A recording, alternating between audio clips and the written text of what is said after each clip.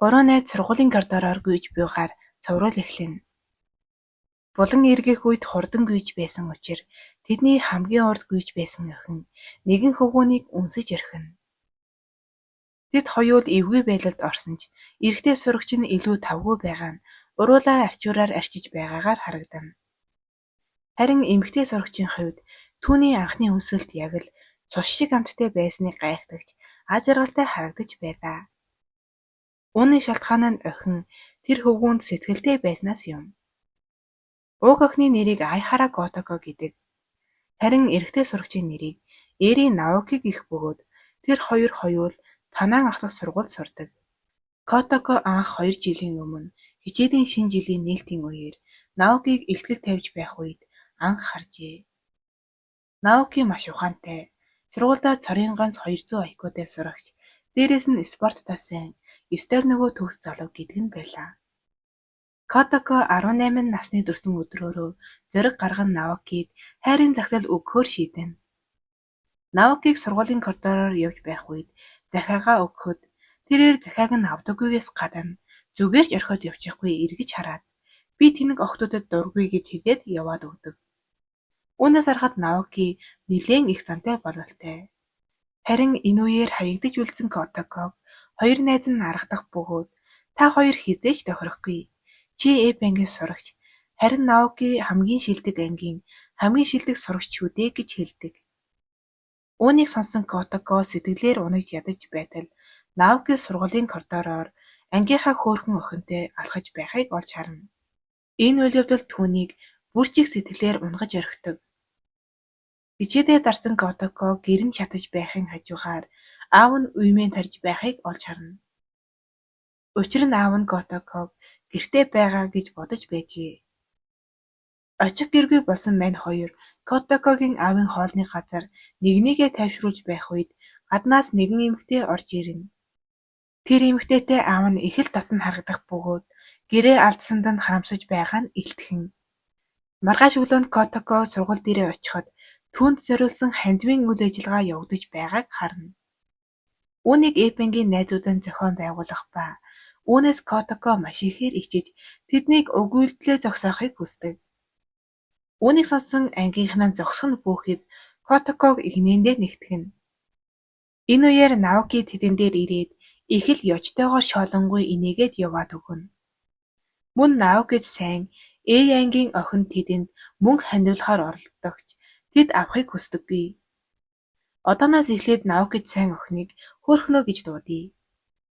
Түүний хийж ярьж байгаа үйлдэлээс харахад Наокидтай таарсан их зантай харагдана.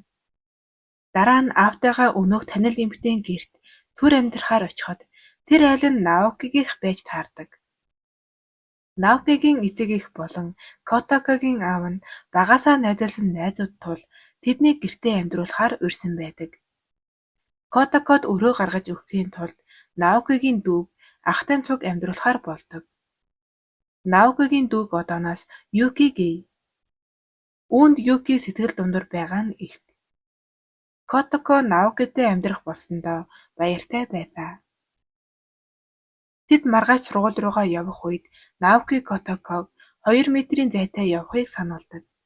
Тэр Эпенгийн охинтой цуг харагдахыг хүсэхгүй байлаа. Готоко түүнээс 2 метрийн зайд явж эхлэхэд Наоки энд тэнд зогсож түүнийг өдөнө. Тэдний замд өөр сургуулийн хөвгүүд Готоког хоргооход Наоки түүнээс салах боломж гарсан тул Готоког үлдээгээд явчихдаг. Манай Готоко нэг залууг нь нэг сайн болгож байхад түүнийг хараашилдаг Эпенгийн найз Кин түүнийг аврахын тулд тэдгээр залуусыг зоддог. Готоко сургууль дээрээ очиод Наокиг яагаад түүнд ингэж муухай хандаад байгааг асуугаад намайг муу сурдаг болохоор бүдүүлэг ханддаг гэж Наокид хэлэх ба дараагийн шалгалтад эхний 100-д орно гэж ам гарна. Энэ нь Эпенгийн сурагчийн хувьд боломжгүйтэй адил. Оройн Готоко хичээл хийхийн тулд ширээ дүүрэн ном игнүүлсэн байдаг. Түүнийг дэмжихээр Наокигийн ээж нь цай бэлдэж өгөх ба энэ үеэр Наокиг өмнө нь хизээч хичээлээ бэлдэж байгаагүй гэж хэлнэ. Готоко хичээл хийдэггүй хэрнээ үргэлж нэгт жагсдаг хүнд ам гарсандаа санаа нь зовдог. Маргааш өглөөнд Готоког цайгаа уухаар буухад Наоки зөрөөд сургуульдаа явдаг. Энийг нь харсан ээж нь яагаад тэр ийм зан гаргадаг талаар тайлбарладаг. Ээж нь үргэлж охиндоо болохыг хүсдэг байжээ.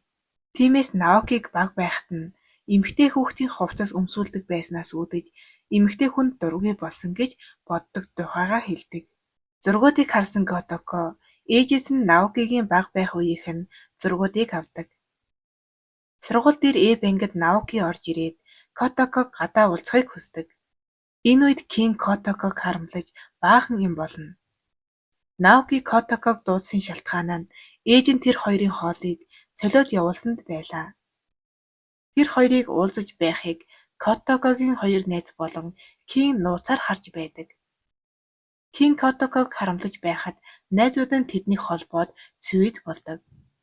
Энэ үед Котоко Наокид өнөөх эмэгтэй хувцастай зургуудыг харуулад эх 7 хоногт болох шалгалтад тусал хэмээн сүрдүүлдэг. Наоки эхэндээ их зан гаргаж татгалзаж байсан ч яахаараагүй шалгалтанд нь туслахаар болно. Оройн шууд бэлгэлдээ орох ба тэдний эцэг эхэн тэр хоёрыг хараад бараг л хооронд нь гэрлүүлэх шахна. Котоко бүхэн шүнжэнгөө хоёрхан бодлого бодсонд Наоки түүнд уул шиг их даалгавар өгчхөөд явдаг. Котоко өөрийнхөө бүх хүчийг дайчлана гэж өөртөө амладагч нойрон хүрснээс болж унтаад өгнө. Дараагийн өдрөөс авахуулаад Котоко гэгээрч сургууль явах зам хоол идэж байхдаа ч хичээдээ тасралтгүй хийдэг. Энэ хичээл зүтгэлийг нь ангийнхан болон Наоки маш ихээр үнэлнэ. Наоки Котоко хоёр орой болтол хичээлээ хийгээд нэгнийгээ дэрлээд унтаж байхад Наокигийн ээж тэдний зургийг нууцаар дарна. Одооноос Наокигийн ээжийг хатагтай Эри гэж дуудъя. Котоко үргэлжлүүлэн хичээлээ хийсээр байх ба шалгалт өгөх өдөр ч боллоо. Шалгалт болох өдрийн өглөө хатагтай Эри Котокод азийн сахиус өгөөд нээж үзэж болохгүй гэж сануулдаг. Сургууль дээрээ очиход Наокитэй таарах ба тэр шалгалтанд нь амжилт хүсдэг. Котоко үүнд ихэд урамшиж байгаа нь инээмсэглэлээс нь харагдана. Шалгалтаа өгчхөд Котоко өөрийгөө гарцаагүй өмнөхөөсөө өндөр оноо авсан гэж дүгнэнэ. Хэрвээ эхний 100-д орохгүй бол ангийн охтууд шоолох болно гэж найзууд нь түүнд сануулдаг. Өөрийнхөө оноогч хардаггүй Наоки энэ өдөр Котокогийн дүнг харахаар дүнгийн самбарын өмнө ирсэн байлаа. Котоко ч мөн өөрийнхөө дүнг харалгүй Наокиг 1-р байранд орсныг хараад баярлдаг. Хүмүүс ихэндээ Наокиг өөрийнхөө дүнг харахаар ирсэн гэж бодсон ч Котокогийн дүнг харахаар ирсэнг ойлгодог. Гэвч Котоко эхний 100-д багтаагүй байлаа. Хөөрхнөө ирээд түүнийг төгс оноогоор нэгт орсонд баяр хүргэнэ. Энэ үед дүнгээ харсан Котоко хичээл зүтгэлийг нь талаар болгосонд Наокигоос уучлалт хүсдэгч Наоки түүнийг орхиод явчихдаг. Котоко гунигтайгаар анги руугаа явж байгаад хатагтай Эригийн өгсөн сахиусыг гээжигдэг. Багш нарын өрөөнд маргаан болж байлаа. Үнэн дээр Котоко яг 100 дугаар байранд орсон ч захирал нь түүнийг ангийнх тул хуулсан гэж бодоод самбар дээр түүний нэрийг бичээгүй байжээ. Энэ үйл явдлыг лабораторийн түлхүүр өгөхөөр ирсэн Наоки сонсдог. Ангидаа сууж байсан Котокод ангийн багш нь 100 дугаар байранд орж чадсныг нь бахархалтайгаар зарлахад ангийнх нь түүнээр маш ихээр бахархдаг. Гэвч энэ нь Котокод үн цэнгүй санагдана. Учир нь Котоко Наокитой цуг дүнгийн самбар дээр нэрээ бичүүлэхийг хүссэн юм. Түүний гунигтай байхыг харсан Кин багшаасаа яагаад Котокогийн дүнг зөв бичээгүй талаар асуудаг. Сургуулийн зүлгэн дээр суух Котоко дээр Наоки ирээд өөрийг нь эхний 100-д орсныг нь мэдэж байгааг хэлээд охин шиг хувцалсан зургаа аваад явдаг. Энэ нь Котоког маш ихээр баярлуулдаг. Котоког ангидаа орж ирэхэд нь найзууд нь түүнийг нэг газар руу дагуулж явах бөгөөд тэр газар сургуулийн зарлалын самбар байлаа. Түүний гээсэн сахиусан дотор Наоки тэр хоёрын тэврэлдэж буй зураг байсан ба энэ зургийг хүн олоод түмэн түгээсэн байдаг. Хүмүүс энэ ямар учиртай зураг болохыг Котокогоос бөөнөрөө асууна.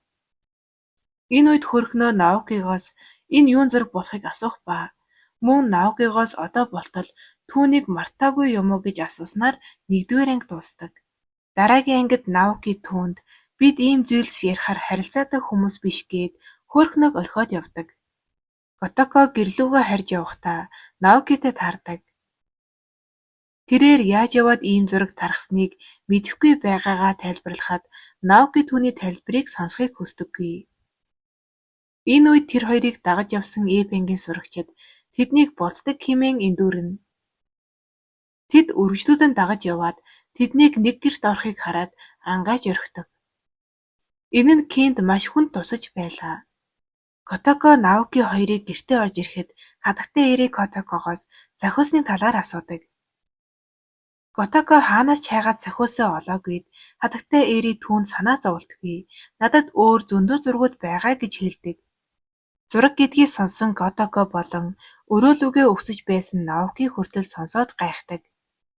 Хатагтай Эри тэдний маш олон зургийг Котокод үзүүлэхэд Наоки бууж ирээд ээжигээ ийм зүйл хийхээ боль хэмээн шаарддаг.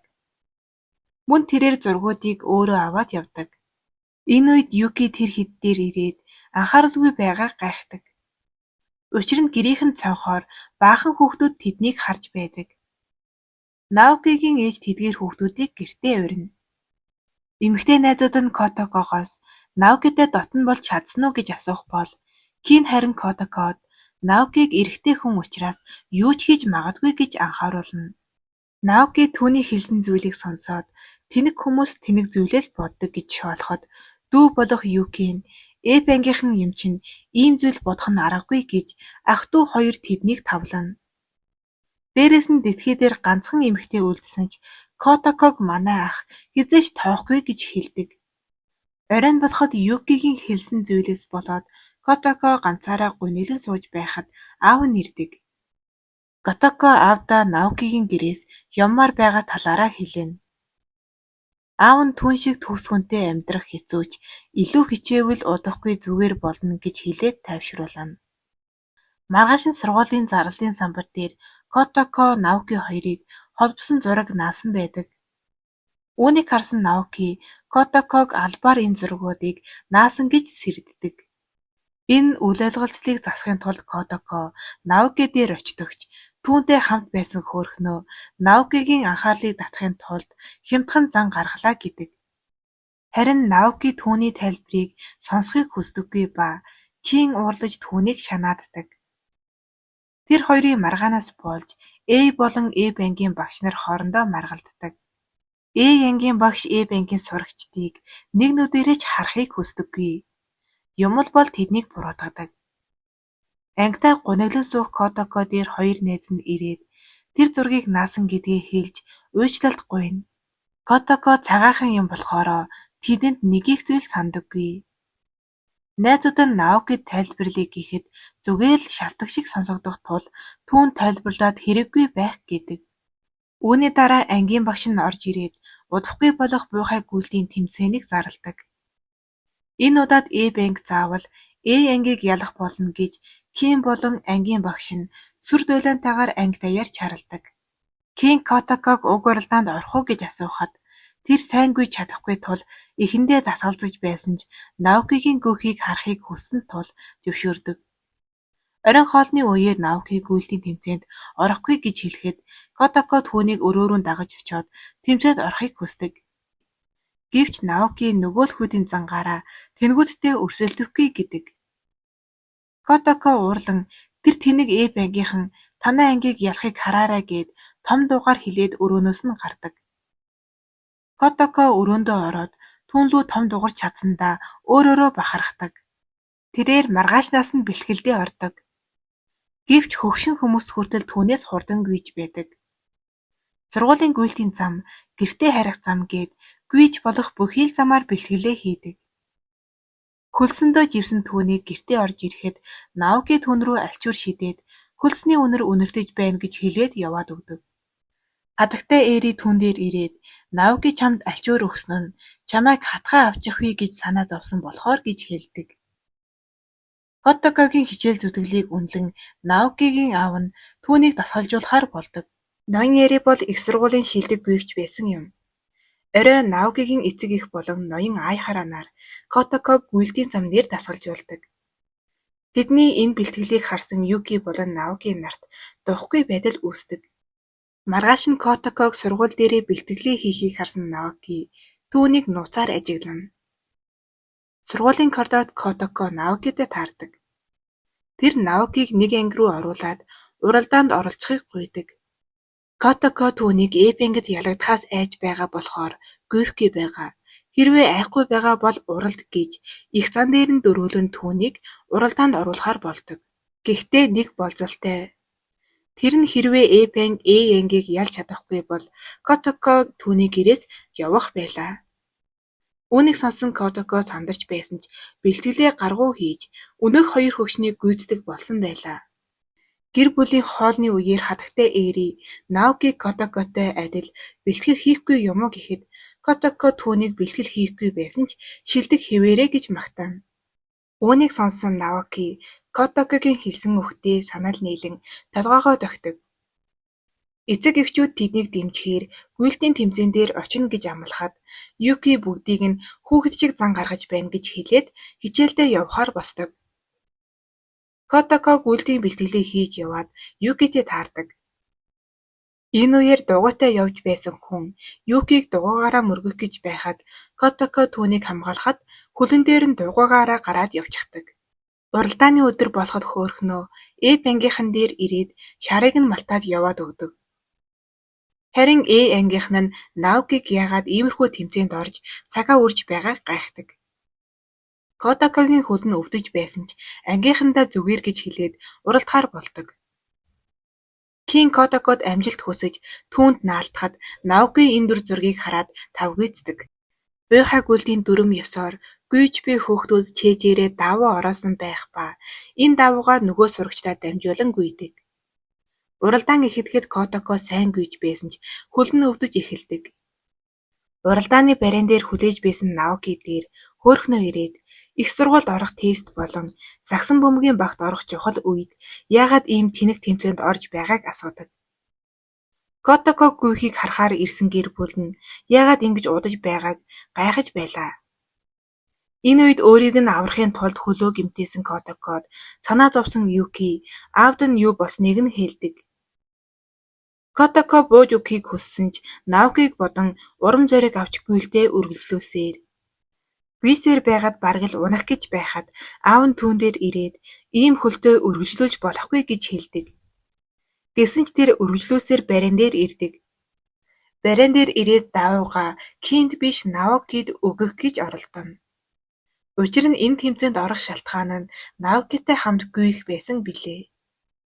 Наоки яагаад түүнд даавуу өгөх гээд байгааг нь асуухад Котоко сая л нэг ухаан орж Кинд даавуугаа өгдөг. Кинд даавуугаа аваад гүйсний дараа Наоки Котокогоос яагаад ийм хөлтөө байж гүйснийг нь гайхахад Котоко ямар сонголтгүй болохоор гүйсэн талаараа мөн тохиролцоогоо мартахгүй байхыг хүсдэг. Үүний дараа Наоки даавуу дамжуулах охин ирж тэр уралдаанаа эхлүүлдэг. Кин эхэлж гүйсэн болохоор төрүүлж байсан ч Наоки маань угийн шилдэг юм болохоор түүнийг гүйцэдэг. Котоко түүний гүйлтийг харахаар барай руу алхсан ч хөл нь өвдөж байсан тул тэдний уралдааныг харж чаддаггүй. Гэртээ харих замдаа Котоко Наокитай тааран хамт алхацгаадаг. Котоко түүнд баяр хүргэж өөрийгөө түүнтэй өрсөлдөх хэмжээний хүн биш юм байна гэж хэлээд явах гэж байгаад ухаан алдаж ундаг.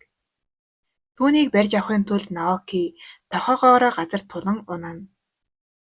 Котоког сэрэхэд Наоки түүнийг үрж явахыг хараад магнаагаа хагартал баярладаг. Сая болж өнгөрсөн бүх зүйлийг хөөрхнөө харж байсан байдаг. Оройн Котоко мөрөндөө ялагдсан тул Наокигийн гэрээс явах гэж байлаа. Гэтэл Наоки түүний хичээл зүтгэлийг үнэлж байгаа болохоор гэрт нь үлдхийг зөвшөөрдөг. Түүний энэ сайхан сэтгэлд Котоко маш ихээр баярлаж байлаа. Өрөөнд ороход Юки ширээгээ дэрлээд унтаж байх ба Наоки түүнийг оронд нь хэвтүүлэхээр өргөхөд тэр өөрийнхөө дохойг гэмтсэнийг олж мэддэг. Маргааш нь Котоко сургуулийн коридороор дуу аялан явж байхад хөөрхнөө ирээд алгадаад авдаг ба Котокогоос болж Наоки ахлах сургуулийн сагсан бөмбөгийн сүүлийн тоглолтондоо орж чадахгүй боллоо гэж буруутгадаг. Нөгөө талд ангийн багш ангийн багшийг хүртэл загнаж байлаа. Котоко өөрөөс нь болж Наоки гэмтсэнийг мэдээд ихэд хямардаг. Уг үйл явдлаар 2 дугаар анги дуусна. 3 дугаар анги. Энэ анги гэмцэн гараа боосон Наоки ангидаа орж ирж байгаагаар эхэлнэ. Ангийнх нь Эв ангийн охиноос болж гараа гэмтээсэнд ихэд бухимдангүй байлаа. Түүнээс болж үндэсний аврах шалгаруулах тэмцээнд орж чадахгүй болсон. Одоо хэн тоглох болж байна гэхэд Наоки нэг тоосон шинжгүй Ватанабе тоглож чадна гэж хэлнэ. Ватанабеч энэ үгэнд ихэд урамшсан харагдана. Гэтэл хөөрхнөө ангид орж ирээд Наоки байхгүй бол бид ялж чадахгүй гэж сүртэй царай гаргаж хэлнэ. Үргэлжлүүлээд Наокид өөрт чинь ийм зүйл хийсэн хүнийг хизээж мартаж болохгүй гэж хэлдэг. Наоки ч нэг зүйл бодсон юм шиг царай гаргаад үлдэнэ. Котоко хичээлээ тараад гэртээ ирэхэд Наокигийн гутал байгааг хараад түүнийг хичээлээсээ ирсэн болохыг мэднэ. Тэр Наокигийн гарт санаа зовж байсан учраас түүн дээр гүйж очино. Тэр үед Наоки хөргөгчнөөс юм авах гэж байх бөгөөд Котоко хурдтай гүйж байсан эрчиндээ түүнийг түлхэж орхино. Үүнээс болж Наоки хөргөгчний хаалганд гараа зогчихно. Манай Котоко ер нь бүтлэн бөксөрөө эргэчихсэн хүн гэмээр. Наоки ч Котоког надад битгий хүр. Ер нь чи хөдөлгөөн хийгээд нэмэргүй хүн гих зэргээр баахан үг хаяна. Котоко бас гандан боорохгүй Наокигийн авах гэж байсан ундааг хараад надад өгөх гэж байгаа юм уу л гэж авдаг. Тэр үед бүйдэн дээр сууж байсан Юки ойлгомжтой надад өгөх гэж байна л гин. Мөн танаас болоод манай ахын гар өвдчихлөө гээд хөөрхөн үг хаяастай. Наокич тэднийг тоосон шинжгүй ундаагаа ууна. Ер нь Наоки өөрийнх нь гар гимтсэнийг тоож байгаа ч юм уу бүү мэд. Хатагтай эрэж тоож байгаа юм алга. Харин ч Котокогийн хүлд санаа зовно. Котоко Наокигоос уйжлалт гуйсаар байна. Гэхдээ Наоки күүл зан гаргаж өвдөхгүй байна гэж жүжинэ. Хатагтай эрийн хажуунаас нь хөвгүүд охтуудын хажууд үргэлж ийм зан гаргадаг гэж хэлэхэд Наокигийн царай сонирн болоод гараад явдаг. Маргааш өглөө Наоки хичээлдээ явж байхад Котоко араас нь орилсоор ирнэ. Тэрээр Наокигийн цүнхийг бариад өгье гэхэд Наоки би өөрөө бариад явчихад чадна гэд хоорондоо булаацалдаж байгаад аз нь бөксөрөө эргэсэн юм болохоор Наоки өнөөх гэмтэлтэй гараа ханан зохиж орхино. Наоки бандсандаа надаас холхон бай гэд яваад өгнө. Сургууль дээр хөөрхнөө Наокиг эмнэлэг цог явъя гэхэд бас л тоосонгүй орхиод явдаг. Харин Котоко ангийн гадна Наокиг хайна. Энэ үеэр тэдний ангийн 2 охин түүнийг бариад авна. Ангийнхан Котоког ангидаа оруулж ирээд Наоки чамтай холбогдсноос хойш байн газгүйддэг болсон. Чи ойлгож байна уу гэхэд нөгөө 2 охины нэг нь ангийнх юм чинь яаж ойлгож чадах вэ гэхэд анги даяараа инээлдэнэ. Энэ үеэр Кин гаднаас орилсоор ирдэг. Тэрээр яагаад Котоког энд оруулж ирснийг асуухад ангийн сурагчид түүнээс болж Наоки бэрцэн гэж өнөөх ярьдаг юмнуудаа л ярьсаар. Кин хариуд нь Наоки та нарт ингэж хэлж байна уу? Тэгчээд бас өөрийгөө эр хүн гэж бодож байгаа даа гэхэд гаднаас орж ирсэн Наоки би тийм зүйлс яриаггүй гэж хэлдэг. Кинч түүнийг хараад улайрсан бухчийг түүн рүү дайрна. Хөөрхий Котоко тэднийг салгах гэж оролдоход Наоки тэр хоёрыг тэнэг гэж хэлдэг. Тэр гурвыг хэрэлдэж байхад ангийнх нь тэднийг ангиас нь гарахыг шаарддаг. Наоки Котоко хоёр хичээлээ тарж яваад галт тэрэг явж дуусахыг хэсэг хүлээнэ. Котоко боломжийг ашиглаж Наокид ойртох гэж оролдох бүрт Наоки түүнээс зайгаа барих гэж хичээх нь инээд хүрмээр. Дараагийн үзэгдэлд нөгөө хоёр маань гэрээхэнтэйгээ хоолоо идэж байх ба Котоко Наокигийн гарыг хараад урамгийнхан хоолоо идэнэ. Энэ үед ноён Айхара орж ирдэг.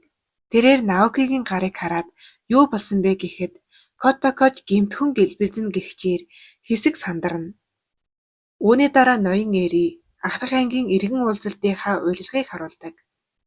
Ноён Айхара төгсөөд хэдэн жил болж байгаа билээ гээд тоо бодоход хатагтай Эри 23 жил өнгөрсөн байна гэж хэлнэ.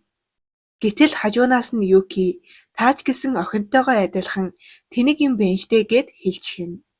Үүнийг сонссон аав ээж нь ноён Айхараг ахлах сургуультай маш алдартай байсан Хүн болгон түн шиг болохыг хүсдэг байсан гэж хэлдэг.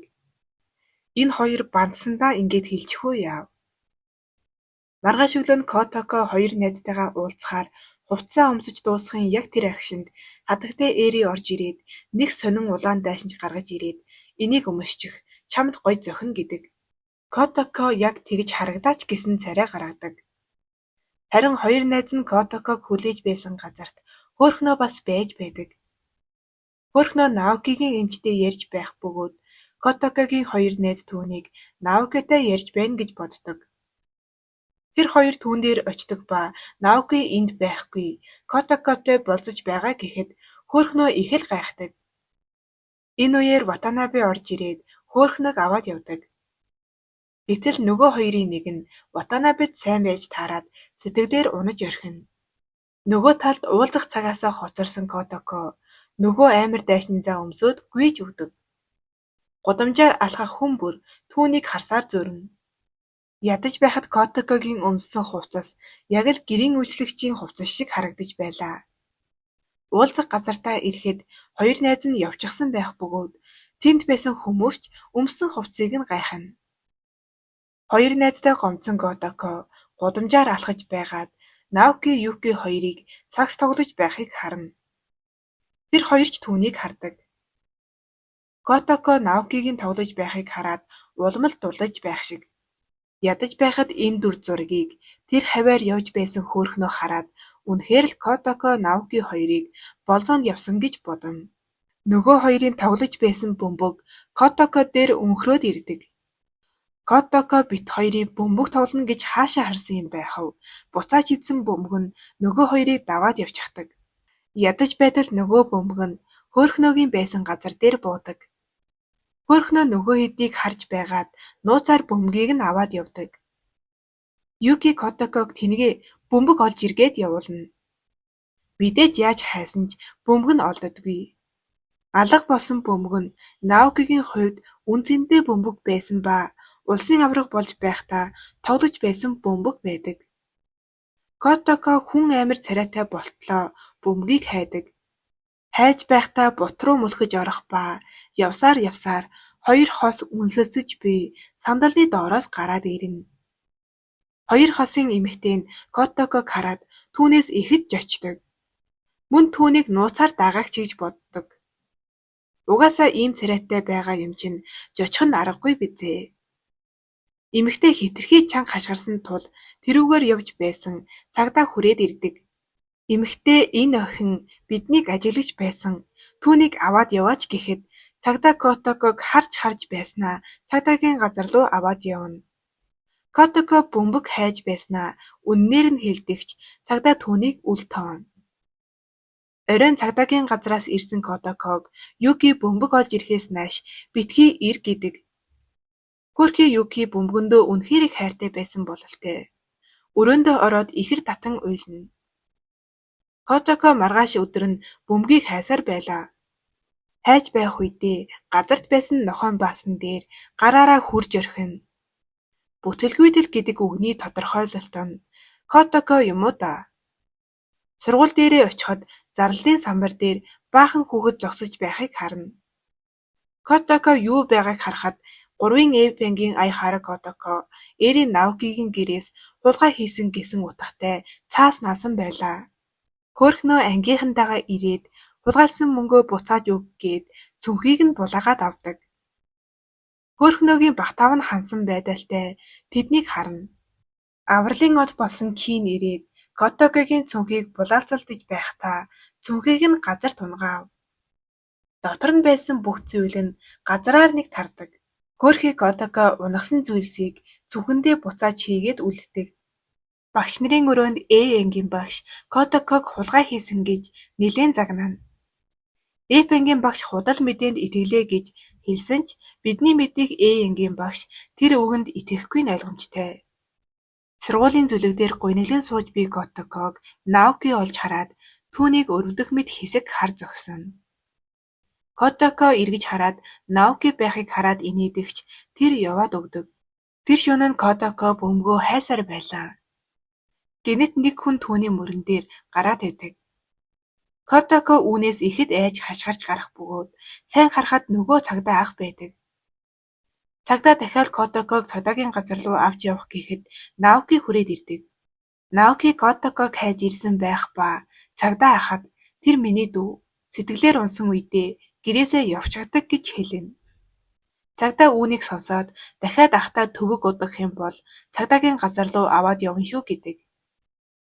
Котоко Наокид "Чи надад санаа зовоо юу" гэхэд "Үгүй ээ. Ээж санаа зовоод байсан учраас би ирсэн юм" гэдэг. Котоко өргөжлүүлэн бөмбөгөө хайсаар байх ба эцэст нь бөмбөгөө олдог. Гэвч бөмбөг нь хагарсан байлаа. Котоко Юкид энэ бөмбөгийг харуулвал юу болохоос ихэд айна. Харин Наоки гэртээ харьцагаая гэснээс өөр юм хэлсэнгүй. Гэхдээ нэг л юм мэдсэн юм шиг царай гаргадаг. Котоко гэртээ ирээд Юкигээс уучлалт гуйна. Гэхдээ бөмбөгийг нь хагарсан талаар хэлж чаддаггүй. Юки ч түүнд ууралсан хэвээр үлдэнэ. Энэ үйл явдлыг хатагтай Эри хараад Котоког нилээн өрөвдөж байгаа нь илтгэн. Маргааш өдөр Наоки хөөрхнөөгөөс яагаад бөмбөг хагалсан юм бэ гэж асууна. Хөөрхнөө эхэндээ мэдэн бүдэлж байгаад эцэстээ нэг юм үнэнээ хэлдэг. Котоко танаад очсноос хойш чи өөр хүн болсон гэх зэрэгээр гомдлож гарна.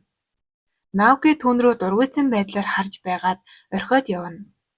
Харин энэ үеэр Котоко шинэ бөмбөг аваад явж байдаг. Хатагтай Юки шинэ бөмбөг авсан байх ба ноён Айхарагийн ажил дээр очиод ойрд болоод байгаа зүйлсийг ярилцана. Котоко хатагтай Эри хоёр гэртээ очиод хоёулаа бөмбөг авсан байгаагаа хараад нэг нэгнийгээ шоолон инээн.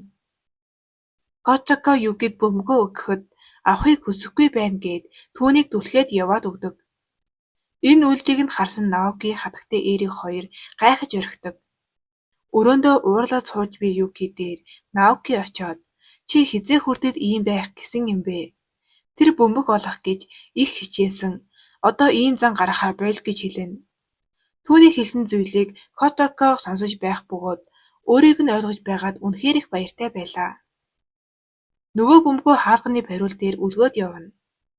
Юки ч түүнийг уйчилсан бололтой бөмбөгөө авна. Ватанабе Котоког хулгай хийдэг гэж ярьсаар байсан тул Кин түүнийг ангидаа дагуулж оруулаад "Энэхүү үйлдэлээ зогсоо" гэд хэрэлдэж гарна. Энэ үед Наоки орж ирээд "Тэр надаас юу ч хулгай хийгээгүй.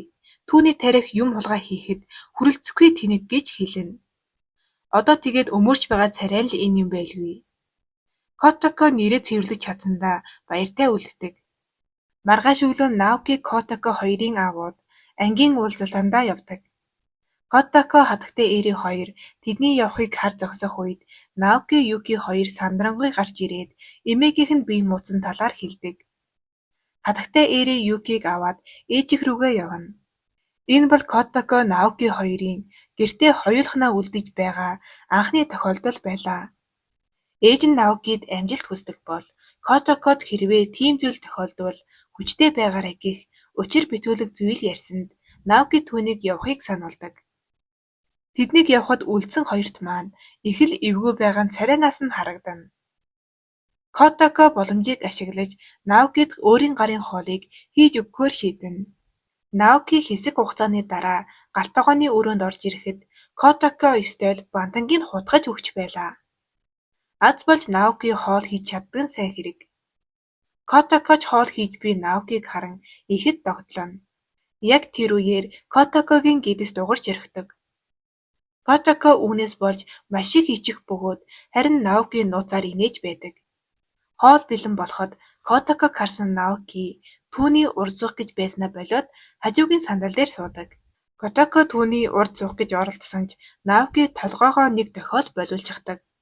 Гэхдээ Котоко юм хойно зүтгэсээр байгаа л урд талынх нь суудалд сууж чаддаг. Котоко бид ингэж сууж байгаа нь яг л шинээр гэрэлсэн хосууд шиг байна гэхэд Наоки инээмсэглэн "Тийм байна" гэж хэлдэг. Энэ үед Наоки ингэж инээдэг юм уу л гэж бодсон. Котокоч түүнийг ингэж хэлэхэд нь гайхдаг. Шөнө Котоко орондоо унтахаар хэвтэж байхад хаалгыг нь хэн нэгэн тогшдог. Мэдээж тэр хүн Наоки байх бөгөөд түүний өрөөнд орж ирээд их л сонин зүйл болох гэж байгаа юм шиг энэ анги дуустдаг. 4-р анги. Энэ ангид Наоки Котокогийн өрөөнд орж ирж байгаагаар үргэлжлэнэ. Энэ үйл явдал нэг л зүйл болох гэж байгаа юм шиг мэдрэмж төрүүлэхээр Котокож ичсэн санаа зовсон царайгаар хэдий би чамд сайнж бид иймэрхүү зүйл хийж болохгүй гэж хэлнэ. Наоки хариуд нь эмээгийн бие сайжирсан ээж чамайг санаа зовж байгаа байх гээд мэдэгдэхийг хүссэн юм гэж хэлнэ. Наоки Котокогийн байгаа байдлаас нь түрүүнээс хойш юу бодоод байгааг нь анзаарсан шинжтэй хэлэг гэсэн үгээ хэлчихэд өрөөнөөс нь гарах гэтэл Котоко өөрийгөө тайлбарлах санаатай дээрээс нь дараад унчихна. Яг л энэ экзэгтийн үед хоёр аав нь ирсэн байх бөгөөд тэднийг буруугаар ойлгосон нь гарцаагүй. Угаас хинч харсан нэг л эвгүй байдалтай харагдаж байлаа. Бандсан хоёр маань юу болсныг хэлхийн завдалгүй. Бид хоёр ямар азар ирвэ? Та хоёр дөнгөж ахлах сургуулийн сурагчид хүүхэд шиг үерхэж болохгүй байна уу л гэж авдаг. Нөгөө хоёр хэлсэн зүйлээс нь болж хэсэг сандарна. Үүний хажуугаар Наоки би иймэрхүү охтууд сонирхдгүй гээд хідэн үг хаяастай. Аудын гэртээ ирсэн шалтгаан нь хатагтай ээри тэдэнд эмээгийнх нь бие муудсан талаар хэлсэн байлаа. Маргааш өглөөнд сургууль дээр үйл явдал өрнөнө. Өчигдөр Наокигийн хэлсэн үгнээс болж Котоко өөрийгөө эрэгтэйлэг харагддаг гэж бодох болжээ. Үүнийгээ ч хоёр найзаасаа асуухад нөгөө хоёр нь бодож байгаад үнэндээ чи эрэгтэйлэг харагддаг. Наад бие хараач хавтгай цээжтэй яг л хүүхэд шиг битээ гэж хэлнэ. Котоко ч хэлсэн зүйлээс нь болоод гомдоод сууж байхад нөгөө хоёр нь яагаад өөрийгөө тэгж бодох болсон талаар асуув. Котоко өчтөр орой болсон зүйлийг хальт хэлсэн үү үгүй юу? Нөгөө хоёр анги даяар Наоки та хоёр хоёулахнаа яасан гинэ гээл сүр дулаантай хашгирч өгнө.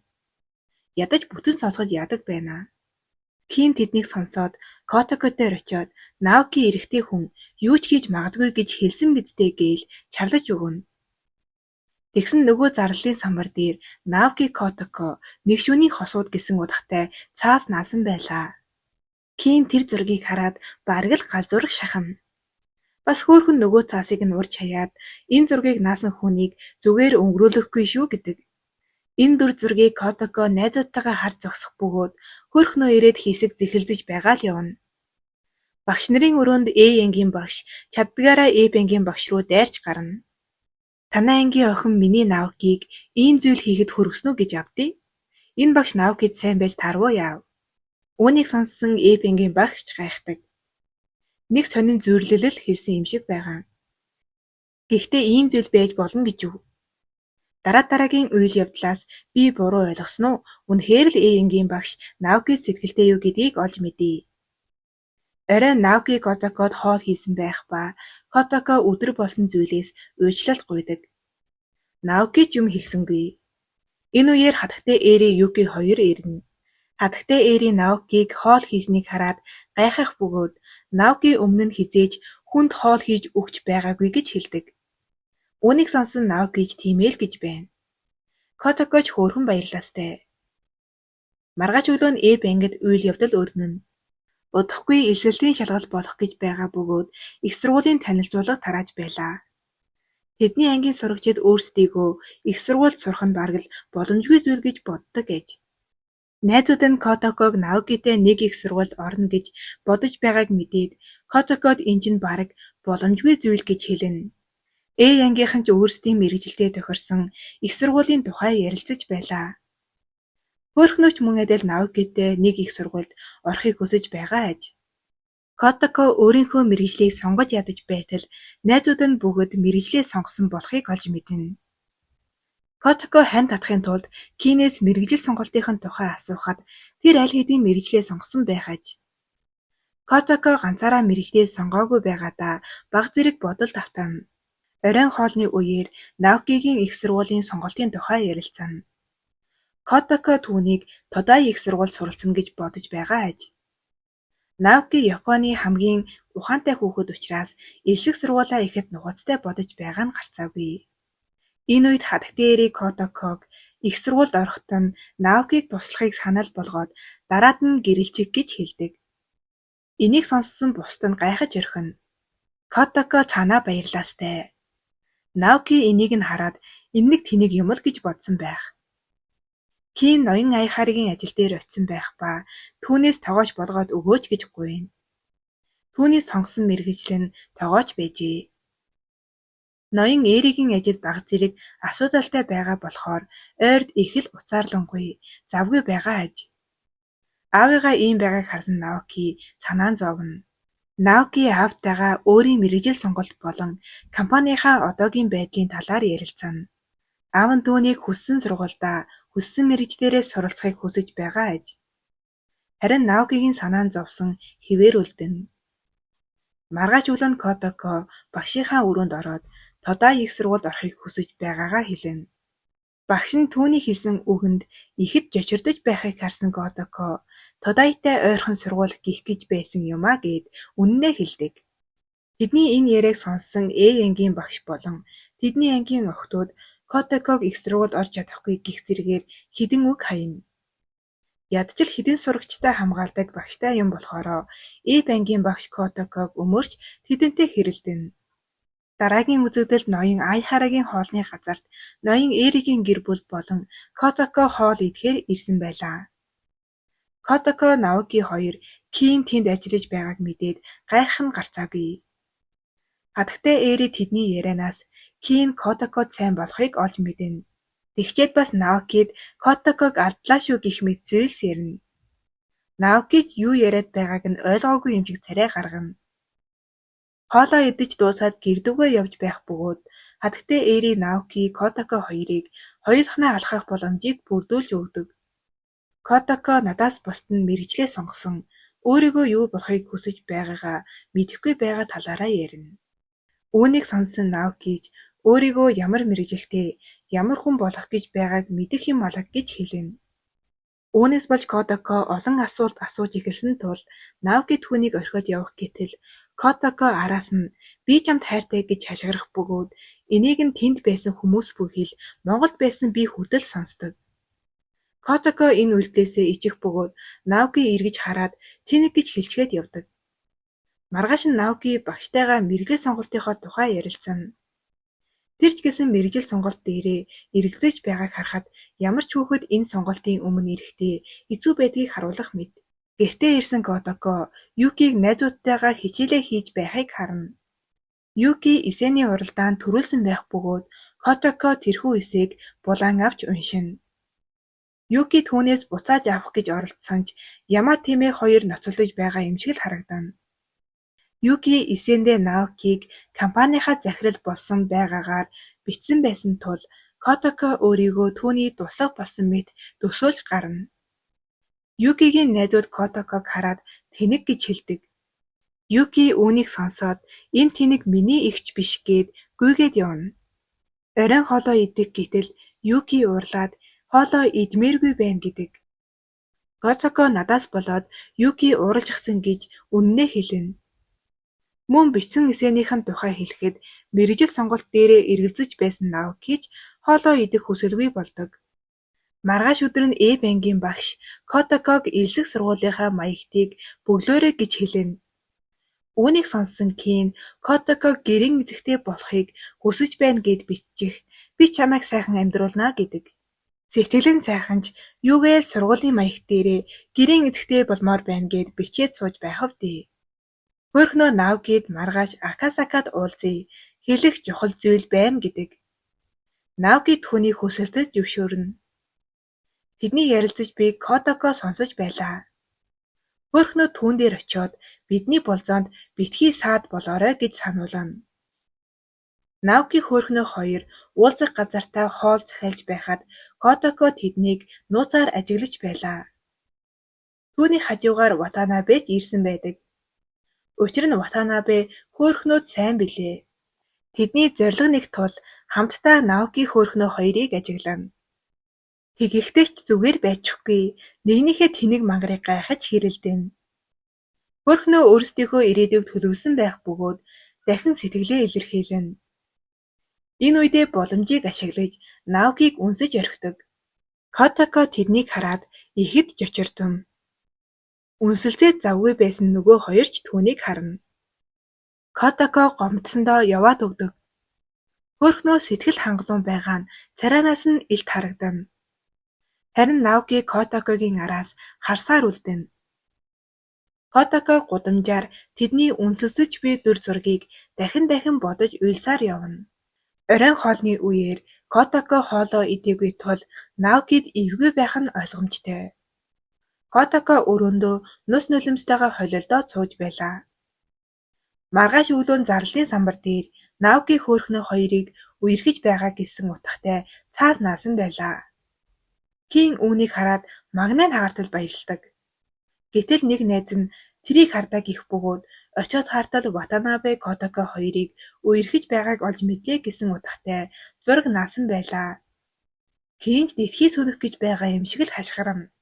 Энийг ч л баярлуулан гомдох гээд байгаа юм шүү дээ. Энэ үйл явдлыг хөөрхнөө сэтгэл хангалуун харж зогсоно. Ватанабед сайн найз нь Котаког яаж ингэж хандаж байна гэд гомдлож гарна. Котакоч түүнд үерхээгүй гээд үнэнээ хэлнэ. Хөөрхнөө тэдэн дээр ирээд ялагч болсон юм шиг царай гаргаж хэсэг зогсоно. Төрөнд Котакод гомдлож байсан найз нь чи өөрийгөө ялагч гэж бодоо юу? Наокиг анх Котако үнсэн гэд хэлчихнэ. Үүнийг сонссон хөөрхнөө гайхах ба хажуугаар нь явж байсан Наокигоос энэ үнэн үү гэж асуухад тийм ээ гэж хэлнэ. Котакож үүнд маш их баярлана. Гэсэн чинь Наоки энэ бол осол байсан. Би бол хохирч гэж авдаг.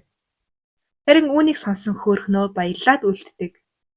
Хүн багтай газар Наоки хөөрхнөөд иймэрхүү шаардлагагүй зүйл хийх хэрэггүй гэж хэлнэ. Хөөрхнөө хариуд нь найзууд ч бай, хосууд ч бай, би хамгийн сайнаараа байх болно гэж хэлнэ. Энэ одоо юу гэж ойлгоод юугээд хариулчихав. Түүний хэлсэн зүйлийг Наоки сонсоод буруу зүйл болоод байгаа юм шиг мэдрэмж аван зогсоно. Оройн хоолны үеэр ноён эри ажлаа ярьсаар байх ба их л ядарсан харагдана. Дээрээс нь хоолойч идэж дуусгаагүй байж ажилдаа явхаар болно. Наоки аавда бүрэл их санаан зовдөг. Хадагтай эри ирээдүйн шинэ гэрээхээ зураг дүрснийг бусаддаа танилцуулах ба Наоки Котако хоёрыг гэрлэх учраас Котако тусдаа өрөө төлөвлөсөн байхыг хараад Наоки аавыг завгүй байхад юу хийгээд байгаа юм бэ гээд уурлаж гарна. Энэхүү хурцдмал байдлыг зогсоохын тулд ноён аяхаараа юм ярьж эхлэхэд Наоки түүнийг гадны хүнгүй чимээгүй бай гэж хэлээд өрөө рүүгээ явна. Түүний хэлсэн үгнээс болж бүгд гайхаж хоцорно. Ээж нь түүнийг анх удаа ийм зан гаргаж байгаа болохоор их л гомдоно. Котако Наокигийн араас очиод чи үнэхээр өөрчлөгдөж байна. Хүнтэй ингэж харьцаж болохгүй гэхэд Наоки би угаасаа ийм хүн. Чи намайг мэдэхгүй гэж хэлээд хаалгаа хаана. Юки энэхүү үйл явдалд Котаког буруутгаж зурсан зурагнаасаа Котаког зурсан хэсгийг дарж хайдаг. Өрөөндөө гуниглан суух Котако дээр аав нь ирээд ноён эригийн гэрээс нүүхүү гэж асууна. Котакод зөвшөөрдөг. Мөн хизээ нэгэн цагт Наоки чамайг ямар үзэсгэлэнтэй ухаантай болохыг ойлгох болно гэхэд Котакогийн сэтгэл дээрдэг шиг болно. Маргааш өглөө Наоки багштаа Тодай их сургуулийн эдийн засгийн хөтөлбөрийг сонгож байгаагаа хэлнэ. Багш нь түүний сонголтоос болж сэтгэлээр унана. Наоки энэ мэргэжлээрээ сурч аавынхаа ажилд туслахыг хүсэж байгаа ажээ. Наокиг мэргэжлээ өөрчилсөнийг мэдсэн Котако нэг сургуульд сурч чадхаар болсондоо маш их баярлдаг. Ноён Аяхарагийн ажил дээр Наоки очдог. Ноён Аяхараа удахгүй тэдний гэрээс нүүх болсон талаараа хэлэхэд Наоки үнэхээр их гайхах бол Кин баярлаж байлаа. Ноён Аяхараа үргэлжлүүлэн ээждээ битгий уурлаарай. Тэр чамд туслахыг л хүсэж байгаа гээд хэдэн ухаарлын үг хэлнэ. Ким болон ноён Аяхараа хийж буй ажилдаа үнэхээр их дуртай. Сэтгэл гарган хийж буйг харсан Наоки хэсэг бодолд автана. Энэ хүний ааш зан гинэт өөрчлөгдсөн шалтгаан нь мэргэжил сонголтын өмнө ирсэн айдсаасаа болсон байх. Наоки гэртээ ирэхэд Котако хичээлдэн тусалахыг хүсдэг. Дээрээс нь хичээлээ сайн сураад чамтай нэг сургуульд сурна гэхэд Наоки би Тодайд сурах гэж байгаа гинэ. Мэргэжлээ өөрчилснийг л мэдсэн болохоос ямар сургуульд орох гэж байгааг мэдээгүй Котако гайхаж орхино. Энэ үеэр ноён Аяхараа гарч ирээд Наокиг ярилцахыг хүснэ. Ноён Аяхараа өчигдөр болсон зүйлсээс болоод сэтгэл дундуур байлаа. Наокиг муухай харьцан бүх хүнээсээ уучлал гуйхыг шаардана. Мөн мэргэжлээ өөрчилснийг нь мэдсэн байх ба Надаас болж битгий, ийм сонголт хий гэдэг. Наоки ч би хийхийг хүссэн зүйлээр хийж байна гэд бухимдангуй гэрээсээ гарна. Котоко түүнийг тайвшруулахаар дагаж гардаг. Наоки өөрийг нь битгий дагаад бай, надаас холд гэж хэлсэн ч Котоко түүнийг дагсаар байлаа. Котоко түүнд ойрд чамд хэцүү зүйл тохиолдсон ч бусад хүмүүсийг өвтгөж болохгүй. Өөрийн доторх сайхан талаа битгий нугаач гэж хэлнэ. Наоки түүнийг дуугүй бол гэж хэлэхэд гомдсон Котоко түүнийг үзен ядаж байна гэж хэлнэ. Гэтэл Наоки түүнийг үнсээд одоо үзен ядах гээд үзэлдээ гэж хэлээд энэ анги өндөрлөнө. 5 дугаар анги. Наоки Котоког үсчгээд яваад өгдөг. Котоко түүнийг явж байхыг харангаа миний хоёр дахь үнсэлт яг л мөс шиг хүйтэн байлаа гэдэг. Санаж байгаа бол түүний анхны үнсэлт яг л цус шиг амттай байсан. Наоки явж байхдаа юу хийчих вэ гэсэн шиг л эвгүй байдалд ордог. Гэртээ очиод Котоко хитвжин дэх Наокигийн зургийг үнсдэг. Өглөөний цайны үеэр хатагтай эри Наокид өчигдөр Котоког үнссэн биз дээ гэдэг. Наоки Котоко руу харахад манай хүн ёстой ярзайтлаа инээж байлаа. Тэр хоёрыг үнсэлцнийг мэдсэн томчууд бүгд хүүхэд шиг л баярлцгаана. Юки хүртэл ахтайгаа биш Котокотой тоглоно гих болсон байлаа.